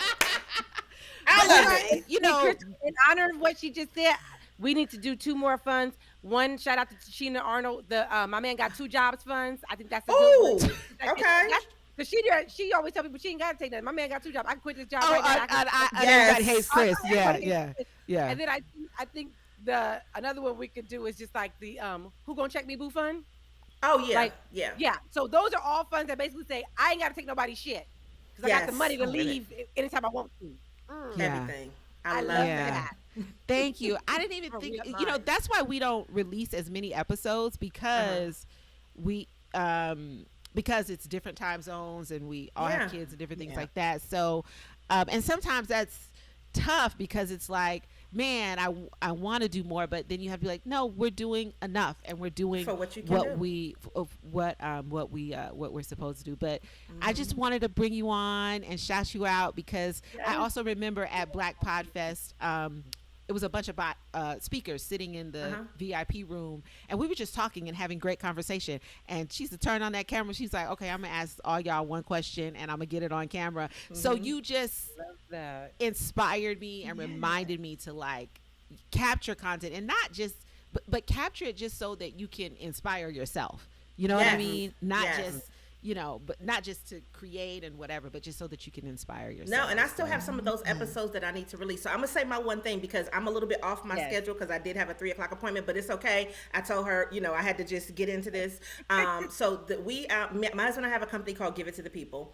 And so what we do is we do curated events, and we do curated now. We've decided to shift a little bit into curated conferences, because we recognize that a lot of times people want to do things, but their marketing is either not as well as it should be, or it's non-existent.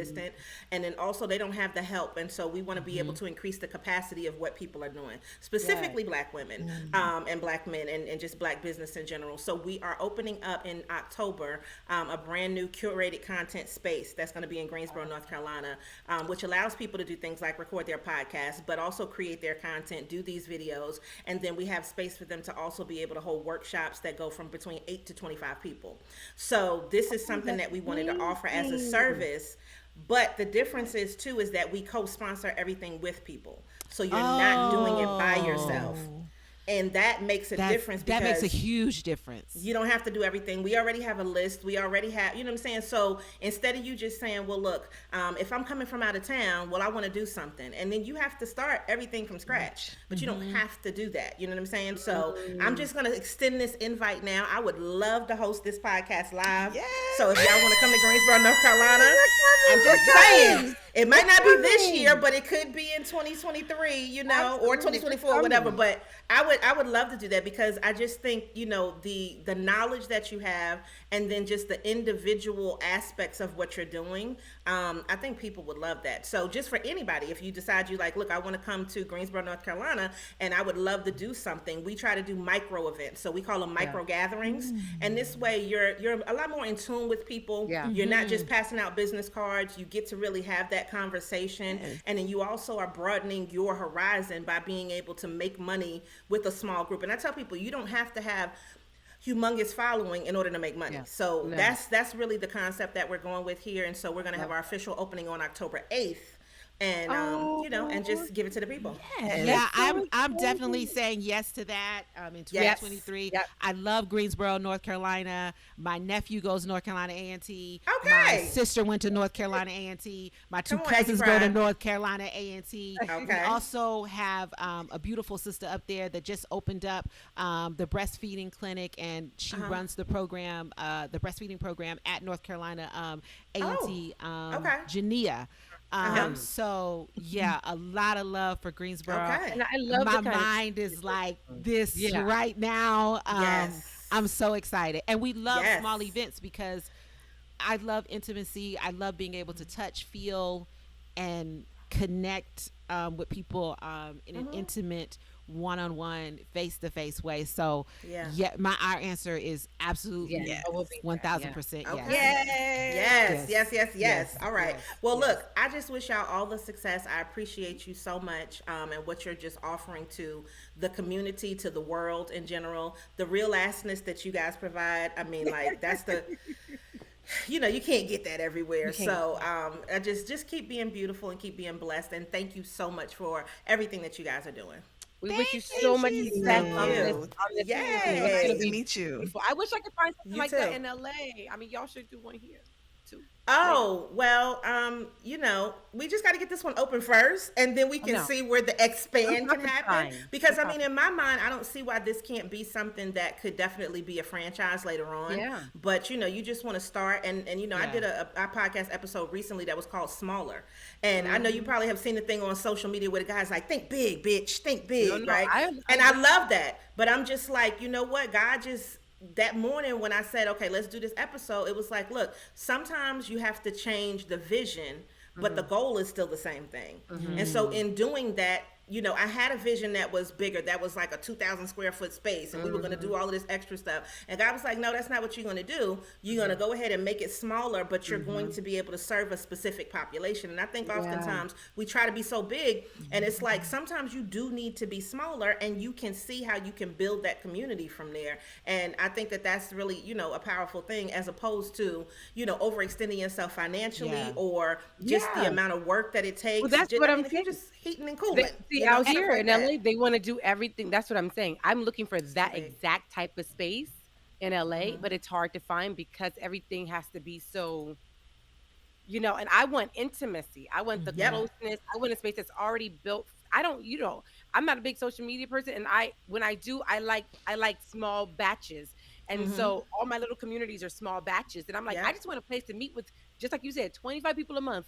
I just want to see, I don't want to deal with 150 energies. I want 25 ride or dies in a room, and we just be real. And then you know? when you've overextended yourself, you can't really do what you intended to do in the first place, which was to connect with people. What's the date of your opening again? October 8th. October 8th. It's going to be from 2 to 4. And we're working, of course, with Black-owned businesses. So we got a Black photographer. We have a Black mobile bar, you know, and so we'll be doing Black food. I mean, like, so it'll be there, you know, and it's just a combination of things because, you know, we recognize where people have problems. And then just in the community in general, it's kind of like everybody's like, okay, classes, classes, classes, which we do. But then part of our focus specifically with Give It to the People is mental wealth. And I think that if more people kind of understood that, it would let them understand that there is an imbalance. Like everybody, oh, let's get in balance. There's no work-life balance. Please stop saying that, because that doesn't exist. And so we believe in like prioritizing. So today, this is what I need to do in order for me to be great. Now tomorrow, that might be something totally completely different, but let me just focus on today. Yes. So when you were, doing the whole centering in the beginning, I'm sitting here like, I'm listening, and I am doing some other stuff too, but I felt compelled to say, you know what? Everything that she said was 100% accurate, because, that fast forwarding is sometimes an issue for people. And it's like, can you just enjoy today? So we purposely intentionally say, okay, well, you know what? We're not going anywhere this weekend. So like, this is a work weekend for us, because we know what we're going to do next weekend. And we also know as soon as we open, our anticipation is to be busy. So it's like, take that time where you can focus on yourself and take those days, those hours, whatever it is, in order to be better for when it is time for you to work, so you can be more productive. Yes. Snatch that breath. Snatch that breath. And Grace Snatch will Grace will sustain everything Oh, yes. while you prioritize. Come on, Grace. Come on through, Grace. Yeah. Yes. I love that. Yes. Oh, Thank you. That's amazing. I'm gonna be following, so I can see all the stuff from the opening. Yes, so much exciting stuff going on. We're excited for you. We're proud of you. We're I think Thank looking you. forward to joining you in your space. Yes. Yeah. Come on in the room, as they say. Thank you Yes. so much. Give it to the people. Give Have it All to right. Taking more time for us. Yes. Well, Bye. I would, just y'all guys be beautiful. Thank you so much. Thank Okay, you. and tell your husband we said hello as well. Yes, I definitely will. All right. Have a great weekend. Okay. Thank you. Bye. One thing that Dim Black Mamas has inspired you to do. Start a podcast. That is good. That is really good. That's good, dear. Yeah. That's good, dear. No, it really, That was good. it really did, because I wasn't interested at all in doing that, because I saw how much work you was doing, and I'd be like, I don't know if I want to do all that. But Dem Black Mamas showed me the power of how a way of documenting your unique perspective, your unique contribution to a point of time in history. And when I brought it to you, and I was talking to you about it, you were like, that makes sense to me. And it taught me how to take up space differently, and without this feeling of overthinking who I am or how I show up. And that this combination of your unique perspective is important. It's like journaling. If we were to find somebody's diary from, the 1800s, we would want to read every little thing, and that thing would be significant to us because we didn't live through that time. And the only way we could know any detail is through this. But what if they never did the journal? And if you find a journal from 1700, it wouldn't matter who the person is. They wouldn't have to be a famous person. It would be amazing, because we didn't have access to that time. So I like what you taught me to like, what this podcast has taught me to like about podcasting, besides, the back end work, because I'm not feeling that. Nobody feels that. No, nobody feels that. It's that it's like putting your no, you don't have to be known or famous. You're putting your journal there for somebody to find years from now, decades from now, centuries from now, and through your perspective, what did the world look like and how did it feel? And so that was a great, great gift I got from this podcast. The thing about podcasting is 10 years ago, I thought the only way to get out anything that I wanted to produce or to create, I had to go through a gatekeeper. Podcasting has taken away all the gatekeepers. And one of the gatekeepers was also money. Was tangible money, because even if you did things on YouTube, I mean, it costs to set up a camera and all that other stuff. And podcasting was low cost, no gatekeeper, to create content, specific niche content. And that's the thing about podcasting. Your goal is not to reach everybody in podcasting. And in fact, when people advertise on your show, they are looking for a specific audience. And so that's what I loved about it. All the gatekeepers were gone for us to release our stories, release our experiences into the world? Ooh. There's been so much that I got. I think that probably the two are kind of have melded together. One was to just be kind of unapologetically Black, leaps and bounds beyond what I have ever felt safe to do. You know, I got that from this space because you all are constantly affirming our Blackness and my Blackness. You know what I mean? Like, listen, we don't give a fuck what they say, who the white gay, all of that. None of that matters because our literally our liveliness, our life depends upon us being free, right? So it depends upon us being able to move the way that we need to in order to survive this thing. So that, and then I think that parlayed into, you know, me taking some real leaps business wise and betting on me because I was able to get that affirmation, the confidence from sharing space with you all. That came from, a lot of it came from this space. And so I, you know, I could cry. I'm deeply appreciative. You know, there's some things we're still working on. You started meeting some deadlines. You did, though. You started hitting some deadlines, girl. I hit some deadlines. Yeah, I love it. I think for me, the thing that the podcast inspired me to do was heal. Because I couldn't sit behind a mic twice a month and talk about myself in a real way if I didn't heal. And when I started the podcast, I was so trying to like figure out who I was expanding into. And that required that I heal. And there have been moments where it does get hard to produce this podcast. It does get hard to come up with things. And whenever I feel that hardness or that roughness, I know that there's some healing to do. Yep. There it is. There. That's so and good. so in order for this podcast to go on, I have to heal. It's true. Even the pause. Yeah. Even the pause. Yeah. Or else it becomes stagnant. It becomes like other podcasts. Like I have found myself like looking at other podcasts who started with us and they got bigger numbers than us. And I was like, well, what they doing? And then I was like, oh, you're avoiding your healing right now because you're comparing yourself to other people. Yeah. You're using that. Avoiding your healing. And I remember when there's a podcast that I love called Making Oprah, and she talks about, you know, the talk show boom and when all these talk shows came out and like how did she sustain? And she said, I'd had tunnel vision. I turned on tunnel vision. And I said, we will focus on us and who we are and what we do, and we will not compare ourselves to other people in any way, shape, or form. And she's the GOAT. Yeah. So yeah, so that's what it's inspired me to do.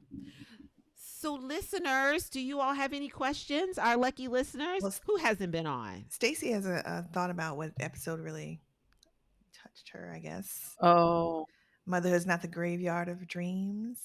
Yeah. Oh, Get My Dance Collective. No, that's one of her takeaways, I guess, over the Yes. One of the things you walked away with. Yeah. So she was empowered. It inspired her to do. Oh, I love that. Okay. Yeah. I love that.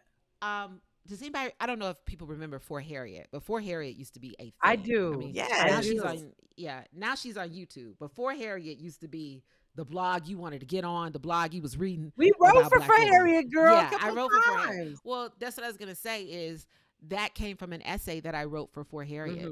Motherhood is not the graveyard of our dreams, because I was so lost. I was so lost in my motherhood. My motherhood journey was nothing like I imagined it would be, and I was really searching. I was really searching for a long time.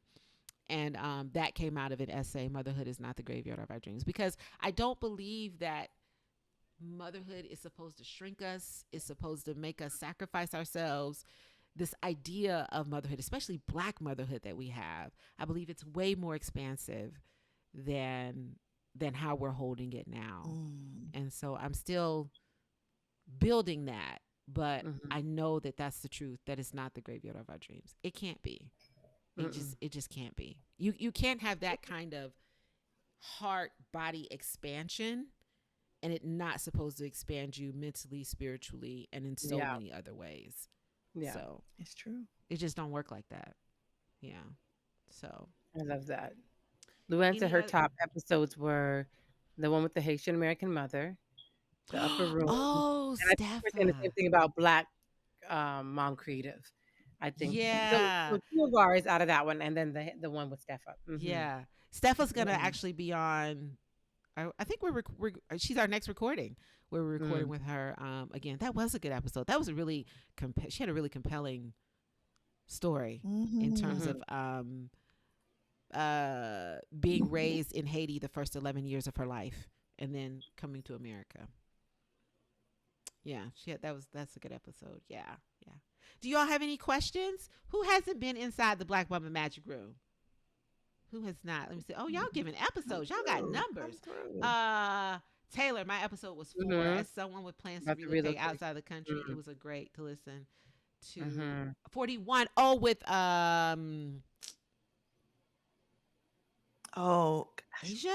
Asia. Yeah. Who's in Mexico? I think it's important for us to have that in a time capsule because as we go further into late stage capitalism and more folks decide to leave the country to have some semblance of financial and or other forms of freedom, we have to understand as Black folks that even as oppressed peoples, we can cause harm to others if we mirror. Yeah. 40. 41, not 47. Okay. Yeah. Oh, our most recent one with that's the right one. Liberia. Yeah. Liberia was with Perthina. But we also had another one where we talked about that with Asia. I can't think of Asia's last name. Yeah, that was a great one. But yeah, where we talked about it as well. She lives in Mexico with Black folks in Liberia. Yeah. That episode made me want to go to Liberia. Somewhere. I want to go to Liberia. Not somewhere like, I'm real specific. I agree. So that's a very Afro-futuristic prep episode. Yeah. But do you all have any questions? Who has not been inside the Black Mama Magic Room? Taylor has not been inside the Black Mama Magic Room, and Luann. So if y'all want to come in, you can come in on this next one if you don't have any questions right now. So our next this one in the time capsule. This one Thea's been ready for. We released our first episode in December 2016. If you had to put one item, news story, pop culture moment, or person in this time capsule, who would that be? I'm ready. I want to go first because I don't want nobody to steal mine. I want to go first. I want nobody to steal mine. I want to go first. I want nobody to steal mine. What is yours? It depends. If I get a whiff of mine in that, we gonna have a problem. Go do yours. What is mine? Mine is Beyonce. Of course it is. Of course it is. Yeah. Here. You would put Beyonce in the time capsule? Let me tell you. Yeah.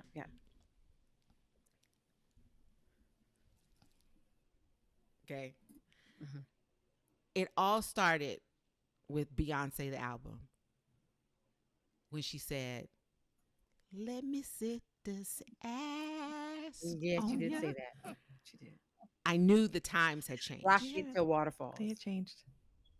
Then it was Lemonade. Then it was Black is King. Genius thought. And Lemonade, Lemonade actually, the prequel, the prequel to that was Formation. That's when we was like, oh bitch. And then she hit us with the Lemonade because Formation seemed like its own event. It was his own event. It was its own lead up to Lemonade. It was his own event. It was his own event. But she has carried us through these years because Beyonce came out in 2013 and then Lemonade came out in 2016. So she's really like been on journey with them Black mamas. Okay, she really has. And then we had Black King, and we even went to go see her in concert. We went to go see her in concert, all three of us together. Whenever she dropped those details, we will be doing that again. But the reason that she is solidified in the time capsule is because of Renaissance. I want to live long life. Longevity has its place. But it really don't matter to me now. I want to just live and see Act 2 and Act 3 of Renaissance. That's it. That's it. Changed it my life. It gives me actual anxiety to think about the fact, like, when's she gonna drop that on us? Like, we don't even know.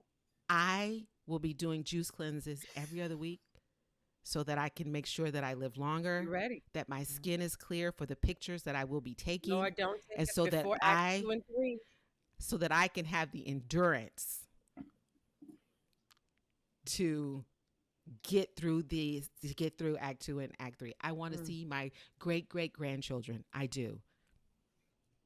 But it's okay. But at the very least, if I can get if I can get Act 2 and Act 3. This album has changed the way that I talk. I told people I've been answering questions in Beyonce lyrics all week.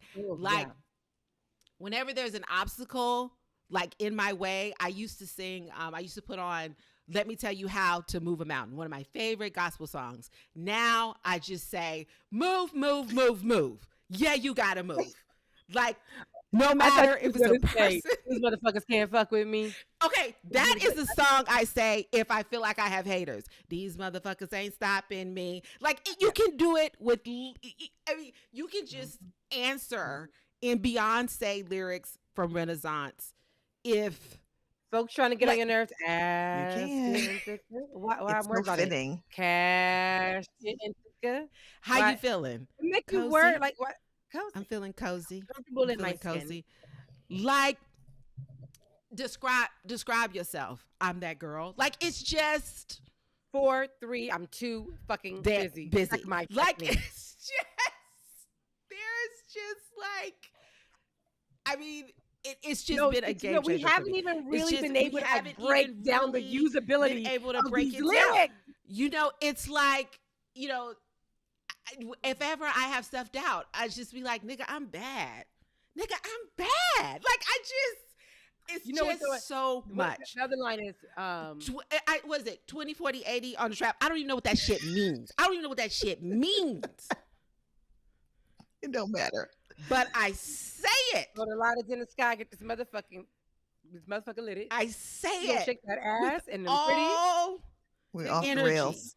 Nobody can judge me but me. No, I sing that shit from my soul. I was born free. I finally found when someone says, "Tell me about your journey," I finally found the other side. Swimming through the oceans of tears we cried. Drop it like a thotty. Drop it like a thotty. This goes in my time capsule. Yeah. Sometimes the world is strange. Stay in your lane. I use that one on a regular. Some people, the queen died. Sometimes the world is strange. Stay in your lane. Is she your queen? I like what you have on. Where did you get it? Uncle Johnny made my dress. Uncle Johnny made my dress. I feel badly I've not listened to it enough times to have the lyrics committed to memory yet. Only the radio can play me. At this point, you should. I mean, I've not upheld my sometimes well enough. So I'm telling you, when she says unique, I do this. Like, I should, no matter where I am. She's That's like, what unique. I'm like, what? Like, I just feel like it's a calling. I feel like it's a calling. I mean, it's been a game changer for me. Beyonce goes in the time capsule. She has journeyed through Dim Black Mamas. You know, she's journeyed with us through Dim Black Mamas. I don't know when she's coming on the podcast. I know that she's coming on. I can't wait to have her on the podcast. And let me tell you, when I went to Houston, I really understood Beyonce and Solange on a different level. First of all, every Black woman in Houston got a big booty. Stacey, are you still on here? Stacey, can you affirm this? Even no matter how small they are, they all have big booties. And I know it's true because when Rashad was there, yes, ma'am. Co-signing this. Focus. Rashad couldn't focus when he came to Houston. He just could not focus. And I couldn't blame him because I couldn't focus either. I was like, damn, everybody here has a big booty. Like, it's amazing. It is one of my absolute favorite cities. The food is absolutely amazing. It almost kills me every time I come, but I make it out. You gotta do it. I have to take you 3 days to eat one turkey leg meal, but I do it. I took RJ to Houston. RJ wants to move to Houston. So I love like Houston. I do love I Houston. love Houston. I understand Beyonce and Solange so much better after going to Houston. And so Beyonce goes in my time capsule because no one has ever created an album where I don't even have to think of answers anymore. I can just answer with her lyrics. How would you describe yourself? Unique. That's what you are. Like I just it's Woo. just Category. You can ask me anything. Bad bitch. I'm the bar. Alien superstar. I mean, you can ask me anything. I don't know how you not listen to this every day. I don't know how you don't listen to it every single we'll day. Do better. Every single day. How do you think that guy looks? Why do you think she's with him? Must be the cast because it ain't your face. It ain't the face because it ain't your face. I mean, anything. You can literally ask anything and answer in a Beyonce lyric from Renaissance. Anything. I'm so serious. And even it don't have to make sense. Only to you. Sometimes I say, did I do that Uzi? Shot. I don't even know who I'm talking to. How do you feel about the next episode? Like, deal with that. How do you feel about the next episode of The Black Mamas? It's so good. It's so good. It's so That's Stacy in the chat right now. Like, Stacy's like, it's just I'm serious. What's the part where she goes on that run? I haven't listened to that one. I have to go back to that song. I think of y'all because y'all had a better college experience than me. It's that summer. It's that hummer. It's that girl giving me your number. It's that I don't do that usually. I don't know what you do to me. How do you feel about me? I don't do this usually. I don't know what you do to me. Anything. It's that summer. It's that hummer. It's that girl giving me your number. It's that something. Girl, how was your weight loss going? I better not lose that ass though. Like it's just said she on a diet, but you better not lose that ass though. Okay, Thea. What's yours? What's yours? Put her in time gap. No, she's in time gap. Thank you. Okay. I picked this because I think this is a moment that will be talked about in history that I know for sure, and we need it in our time capsule so that we control the narrative. Okay. The Will Smith slapping the piss out of Chris Rock moment. You told me you were going to do this. I did. I freeze frame the moment. Because I really want this in time capsule because it was. I want you to know it was the year 2022. It's important. It's 2022. That wasn't Harry Belafonte or Sidney Poitier that walked across the stage. Okay. In 2022, we still acting like niggas don't show up in all white spaces acting brand new about what could happen if you pop off about some shit that I don't want you to pop off, not to do anymore. And the whole thing is like a snapshot of the impact of whiteness on blackness in interpersonal spaces, right? So you got the one performative nigga over here who's, placating to whiteness. Oh, I'm gonna get a little tickle soft joke to the white couple. Now I'm gonna go in on a black woman with a disability because white people think that shit is funny, like lynching. And then I'm gonna have the black guy here in an uncomfortable position with the black woman, and she's supposed to just hold it all in while everybody else laugh. And when he gets up to go do that, that's also her fault because somehow she gave him a look, I guess, that told him to get up and risk his career. And this nigga got popped in the mouth, which is appropriate because that's what happens when you run off at your mouth, at least for black people. And then he got to apologize. And this one is like the victim, and nobody's checked on the black woman, and it's all happened in a big fucking white bowl called the Oscars. It's like a social, it's like a dark comedy. Yeah. It's like if Honk for Jesus. It felt about as uncomfortable. I get it. Oscar, right. It's if Honk for Jesus was about a fucking ceremonial rites of passage for fucking Hollywood. Yeah. It would be. And the two different viewpoints I think it's of important it. because 2022. I'm with it. It's 2022. And what I want to point out is any changes that have happened for black women is because of black women. Only. Exclusively. I'm not mad at it. Period. I give nobody else credit for any progress Black women have made. Nobody.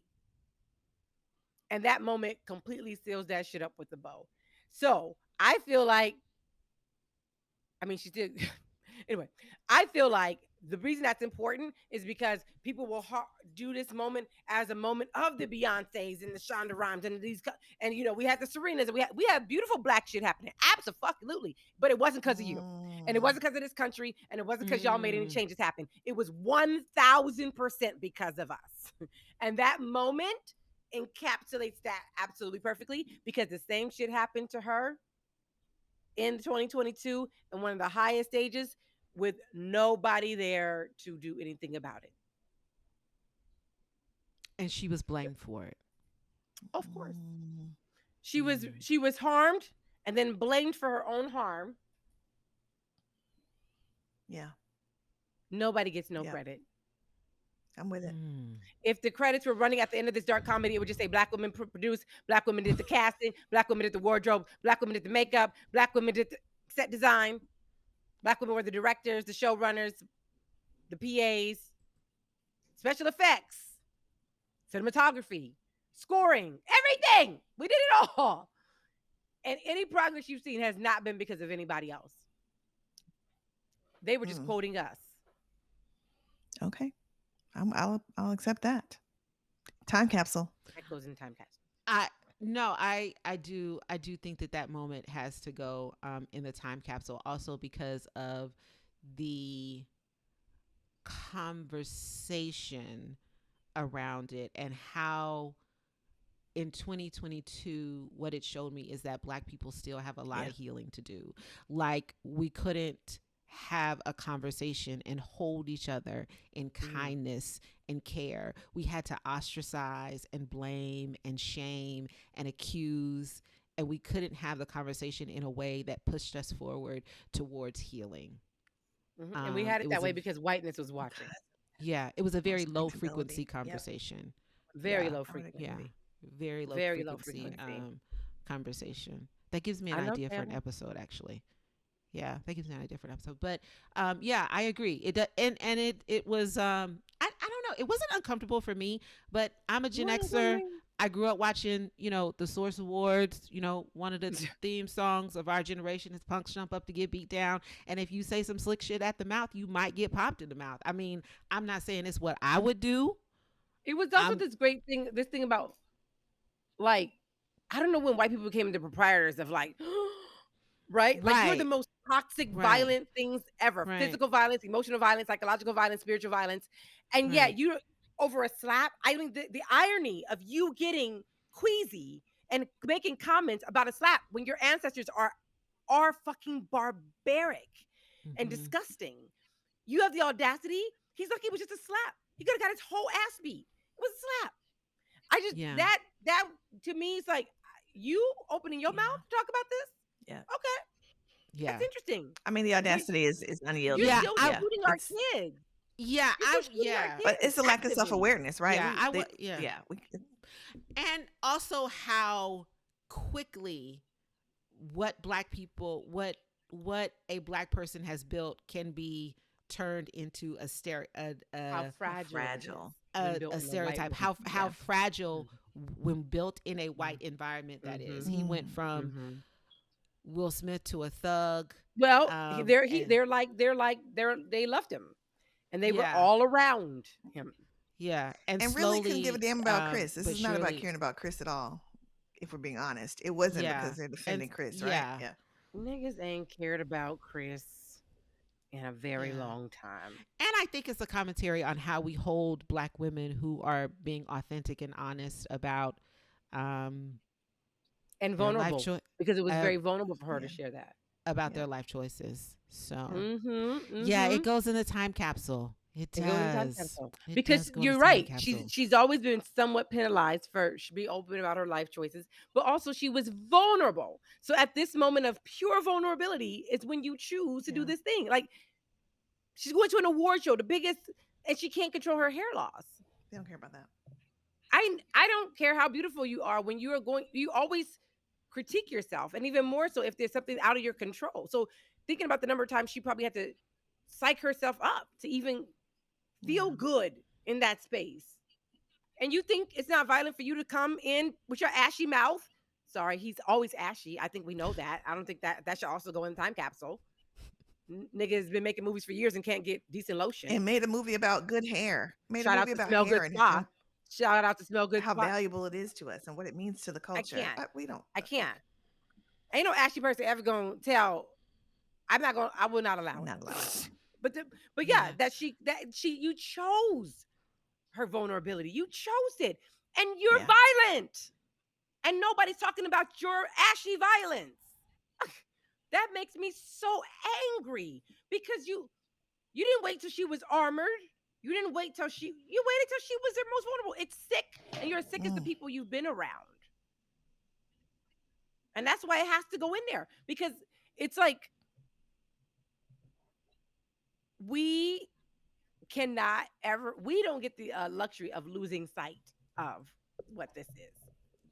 We can't get lost in the illusion or delusion of it. Mm-hmm. We always have to be clear so that we can look out for each other. Yeah.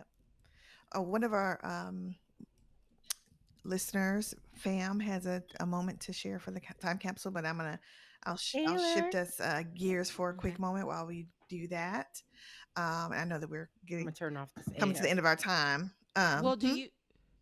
What about your time capsule moment, Steve? I'm about to. Yeah, Nikisha. So I'm shifting us a little bit to lighter notes, but I still think it belongs in the time capsule. And in August of 2018, we lost our Queen Aretha, and I really would just like to highlight her wardrobe changes in the casket throughout the course of a week. She had a different outfit on every day. Which one? What's wrong, Crystal? Why is your face like this? This is a statement about us going out the way that we want to. You know what I'm saying? Who got the body? Right. This is about Queen Aretha. Come on, fam in the chat. Talk to me, because Crystal ain't with me today. She had wardrobe changes throughout the course. She is highlighting Aretha Franklin's. She feels like Aretha Franklin's wardrobe changes in the casket. She lived on her own terms, died on her own terms. She's like Bumper Will. I got these notes scribbled on paper, tucked in my purses in the couch cushion, and that's how y'all gonna understand what I want to pass on. And that's how you're gonna do it. I'm giving it how I give it. I'm gonna carry it. Unless you want to be haunted. Purse on stage when I perform, because I don't want y'all touching my money. And when I'm done, I'm gonna have 5 outfits in 5 different colors and shoes to match. And you're gonna show my whole body with the shoes. You're gonna show the shoes in the casket. And that's how I'm going out, because I'm doing it on my terms in this year of our Lord 2018. I'm just saying. I think this is a great follow-up to what I said. This is exactly this is it. Sway. I see it. I see the linear collection. It's like Black women had to say, fuck it. This is all full circle. Wait a minute. When we came on, first episode, we was like clear in the midst of all this chaos, because Black women was like, fuck it, right? We gave an example of, she's giving Aretha an example of how fucking we gotta be fucking to the point where it's like, nigga, don't cover my shoes. I don't care how dead I am. All 5 wardrobe changes. I don't care how dead I am. I don't care how dead I'm gonna be clean. Okay, y'all. I'm going out. She went out. Nobody can compare to the way Auntie Aretha, the Queen of Soul. Can you? I had no idea. I had no idea she had wardrobe changes. I did not know she had wardrobe changes. Full. I did not know. Each day was a whole different outfit with matching shoes. They had to be seen. I love that. Who did her body? I need to know the funeral home. That funeral was several hours long. Who did her body? That funeral was televised. But who's changing the clothes every day? Whoever got the body. Like, that's great. She left notes on that. She didn't leave no more notes. Who got the body. She left notes on that. She didn't leave notes on other notes, but she left notes on that shit. Okay. I believe that. That's a good one. My moment is Black Twitter, of course. Although it can be rather toxic when you're not in the hot seat for that particular era of whatever's going on. It like, you whenever Beyonce releases an album, anyone that's big in Black culture, especially like Paramore now, releases an album, Black Twitter always captures the moment, and there's always memes to last you like a decade after that. it was especially very helpful because as someone that's neurodivergent, to be able to understand more like greater context of things by, you know, seeing the post and seeing someone explain it, and then I can always refer to that and get a somewhat of a better understanding. It's always so much more helpful. Plus, you just, like I said, you just get endless meme fuel and stuff like that. So it was helpful for me, especially going back to the slap. It was helpful for me to kind of use the different posts as a metric and as a reference to go back to some members of my family that were like, Will was in the wrong, and I'm like, okay, if someone tried to check you and you know, test your boundaries and stuff like that in public, you know, we like I've seen so many posts where it's like I pray that my people are able to leave the idea of Black people being the ideal standard of I don't know what the word is, of respectability kind of thing. Yes. And like respectability politics in the Black community, just we have to, Black people can't be, or white people can't be the ones that get to gasp at everything that happens. When your people like you went around the entire world doing X, Y, and Z to do all these things, and then now you get to sit here and say that you're the kind one. That's especially important when we look at the Queen and how she is, you know, a lot of Britain remembers her as like the grandmother. I'm like, okay, but she's the grandmother that hated us. Like she was the one that never offered us a plate. Colonizer. Exactly. And like she has the Star of Africa that would dangle around her neck when that's worth like over $400 million that could help so many countries there. And she's the one that, you know, didn't want to hire any Black folks into her staff because she didn't want to be around us. And just so many things. I'm like, y'all got the nerve to really, you know, just I don't get it. But Black Twitter. No, that's such a great one, Taylor. That's a great one.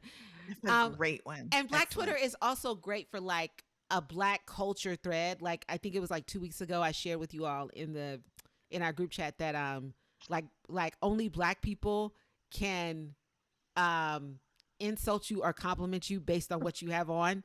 Like like if you have on a certain outfit, like, okay, I see you with your I see you tight shirt, or like, okay, I see you braids. You know what I mean? Like only, and like it could be a compliment or it could be an insult. You know what I'm saying? Either way. So yeah, Black Twitter is great. Black Twitter's a great one because it archives pop culture. It archives our creativity because memeology became a thing because of Black Twitter. Black folks, first of all, our creativity knows no limits. I'm so impressed, even to take the darkest moments and turn them into funny things. They're just impressive. And I think it also disrupted academia, which I really loved about it. It made it that academics wasn't just rooted in what you read in a book or what you were taught in a class. Like Black Twitter holds receipts and holds people accountable by those receipts. And even though it can get a little toxic at times, it is the swift arm of justice for the Black community. It is to be. Yeah. When we ain't got to wait around and be nice about it, it will drag somebody the way it dragged after that slap Zoe Kravitz and pulled out receipts. Oh God, she caught the stray. She caught a stray because she opened her mouth when she shouldn't have. Yes, she would have known better had she been around us a little bit longer. But they started putting up old pictures of her hair. They called her, said she was grooming Jaden. You was doing, you should have kept your mouth shut. She recently said that. I wish I had said things differently. I bet you do now. That's because of Black Twitter justice. That's Black Twitter justice right there, baby. But they had also, sorry, go ahead. Stacey said the way Black Twitter did the Queen yesterday, as soon as I found out she died, I went to Black Twitter. I went to Black Twitter. I got to catch up. And she says Stacey says it does take wit to create a statement in a few characters. It does. It does. Yep. That's the genius of it. The thing that they had gotten, what is it? Chris Rock. Yeah. The thing that they had gotten him with is they had him in a clip with Louis C.K., the white comedian dude, and how Louis C.K. Chris Rock was saying like he's the niggerish white man that I know, and I'm like, And you're sitting here and saying that, and Louis C.K. was agreeing with him and kept saying the word, and I'm like, and you have the nerve. Yeah. You have the nerve. Yeah. It doesn't make sense. Like, but of course it doesn't make sense. Like, white folks don't care about this. They just they had Will Smith as the good black dude, and then they saw him commit an understandable act that I think a lot of people would. Hell, I would. And now he's suddenly just considered scary for it, and seeing all the white women clutch their pearls on Twitter and say, oh, like, he definitely beats Jada, or he does X, Y, and Z, and I'm just like, how do you know this? How do you know? Yeah. You're basing it off of him defending her. Right. It was wild. And it's Black Twitter is our arm, swift arm of justice for sure. That was such a good one because it is just like it hit so many points. That was brilliant. Mm-hmm. And Sonia Renee Taylor said something really interesting about the slap situation. She said that it's a moment when someone has the knowledge in their mind and they've grown in their mind and understand the importance of protecting Black women and understand the importance of meeting that moment, but doesn't have the tools. And she felt like that was a great example of someone doing the work, really trying to evolve and elevate their mind. And when a moment comes, they don't have the tools at hand to meet the moment with that same level of knowledge that they already have. So they use the tools that they already have in their bag. Right. So it was, she did maybe Sonya should go on our time capsule. She does, hey y'all, what's up y'all?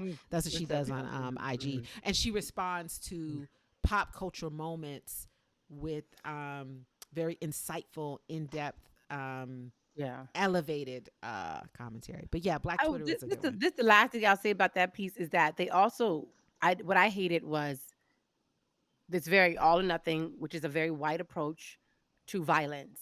And I had to sit with that and be like, y'all, you do know that nature is evidence that violence is required as a part of nature. It's not so this idea that this is puritanical all peace, that cannot exist in nature. Something has to eat something for everything to keep going.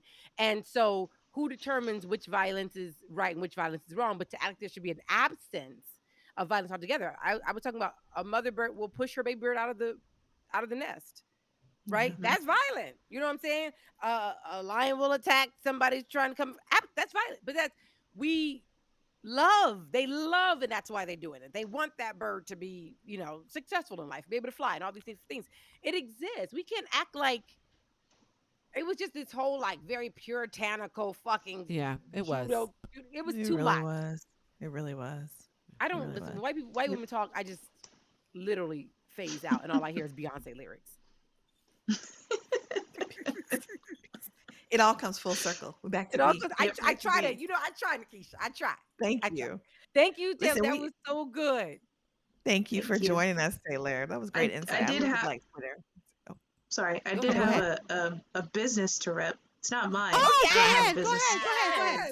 ahead. One of my close friends, they have a Kickstarter going for their business called Starshine Snacks. They get snacks from different parts of Japan and have them available on their website. But their Kickstarter you can find it on their website, starshinesnacks.com. There's different, if y'all never been to like an Asian grocery store, those are clutch. You get so much cheap groceries and it's amazing. But you'll see that there's a lot of different like novelty snacks, like there's like strawberry Kit Kats and like whole wheat Kit Kats and stuff like that. Well, that's usually just a fraction of those types of snacks that you can find. So they're working with a distributor, but they have their website, starshinesnacks.com, and up there on the top you can find the Kickstarter, and to get more information you can go on there. So I just want to help because they're a fellow Black queer person. So yeah, support them. You can. There's a strawberry Kit Kat. There's a green tea one, mochi. I know too much about this. Mochi? Yeah, the strawberry Kit Kats are actually fantastic. It's like it seems like when the companies go to a different country, that's when they're like, oh, we're gonna fly out, we're gonna really do something different. But they don't offer that here for some reason. It's just over there. So they have really, really cool snacks over there. They have Black like people peach love Pepsi and stuff. Black It's people weird. love anything flavored. Black people love Yep. flavored stuff. Missing out. They're missing out. Yep. We Companies. do love flavors, absolutely. Starshine snack. Starshine snacks. Okay. Thank you so much. You got it, Thank you, Thank Crystal. you very Taylor. much. Thank Thank you. you. Last segment, Black Mama Say. Our final segment. Y'all know it. Y'all not new to the game. Y'all true to the game. This is where we put our own twist on sayings from Black Mamas. So we are powerful manifestors. So for today's Black Mama Say, we're going to fill in the blanks in the following sentence. The thing I'm most grateful for over the last 6 years is blank, and I'm manifesting blank for our podcast. Who's first? The thing you're most grateful for, the thing you're manifesting.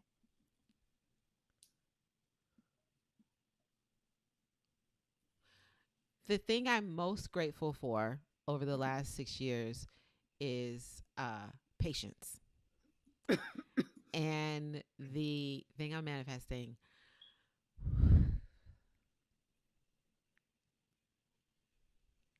is um I'm kind of scared to say it. Spit it out. Put it out there. A television show. There it is. And there it is. The thing I'm most grateful for over the last 6 years, as we close out the 6 years, is courage. And the thing that I'm manifesting for the podcast is financial ease. Mm-hmm. I'm going direct. Ooh, say that. Okay. The thing I'm most grateful for is expansion, and that's for us as individuals. I think there's been quite a bit of expansion in various areas of our lives. Yes. That we've been able to be. We've been able to be transparent about in the space, or not. And the thing, the thing I would manifest, and you don't know how I am about having words, is that it continues to that the podcast continues to, in whatever form it is in, be of service to Black mamas. Yeah. Well, it's been a beautiful time. This was great. I loved having the listeners on. Yeah. I love that. That was so much. Thank you y'all for hanging tough. Y'all been here for hours. Yeah, shout out to Stacy and Taylor for hanging tough with us. We appreciate it. Thank you to Luann. Thank you to Chisa, and thank you to Janae for also hopping on the mothership. We love y'all. Y'all have sustained us. Y'all have inspired us. And y'all have expanded us. So I'm really grateful to be able to spend this moment with you all. So let's close it out. Keisha. Thank you all. Oh, it's me. Follow us. Good point. It's not. I don't you have guys, it on this. I want the people to see. Keisha saying she didn't print it on this one. Follow us. I can't see that. I can't see that. Follow us on Facebook, Instagram, and Twitter at Dim Fried Black Chicken. Mamas. What? I don't know. Can we do that again? Okay. You do it again. I'm sorry. Follow us on Instagram, Facebook, and Twitter. What? Maybe I was having a stroke. Nobody came to check on me. Child, go ahead. Never mind. Just that's all I got. Follow the newsletter too. Okay. Good. Next. And don't forget to check out our website, www.dimblackmamas.com. You can also send us your thoughts about the show, show us some love, and ask us some questions at magic@dimblackmamas.com. I know what it is, Nikisha. You clicked on the wrong calendar invite. You clicked on the listener calendar invite, and you got the wrong one. So I didn't know there were two, child. I did do the best I can. Okay. No, it's okay. It's okay. It's okay. You don't burn in the kitchen. So was I missing key information today? I was just following along. No, okay, what does that mean? Okay. Be sure to listen and subscribe to our sister podcast, Shaping the Shift. They recently dropped their fall series, and it centers on love. And if you're a Black mom in need of love and support, join the new app for Black moms, Meet Akina. Founded by Black mom and entrepreneur Lee Butler, Meet Akina is the new social media app for Black mamas, Black bonus mamas, and aunties. Finally, I want to give a shout out to Adobe Media. our podcast producers who do our sound, our editing. Thank you so much for taking our podcast to another level. They are Black women owned and Black women led, and we're grateful to have them work on our podcast and help us elevate our podcast. So that's all we got, Black people. We ain't got no more. Namaste. Namaste. Namaste. Thank you all. Beautiful. Beautiful episode.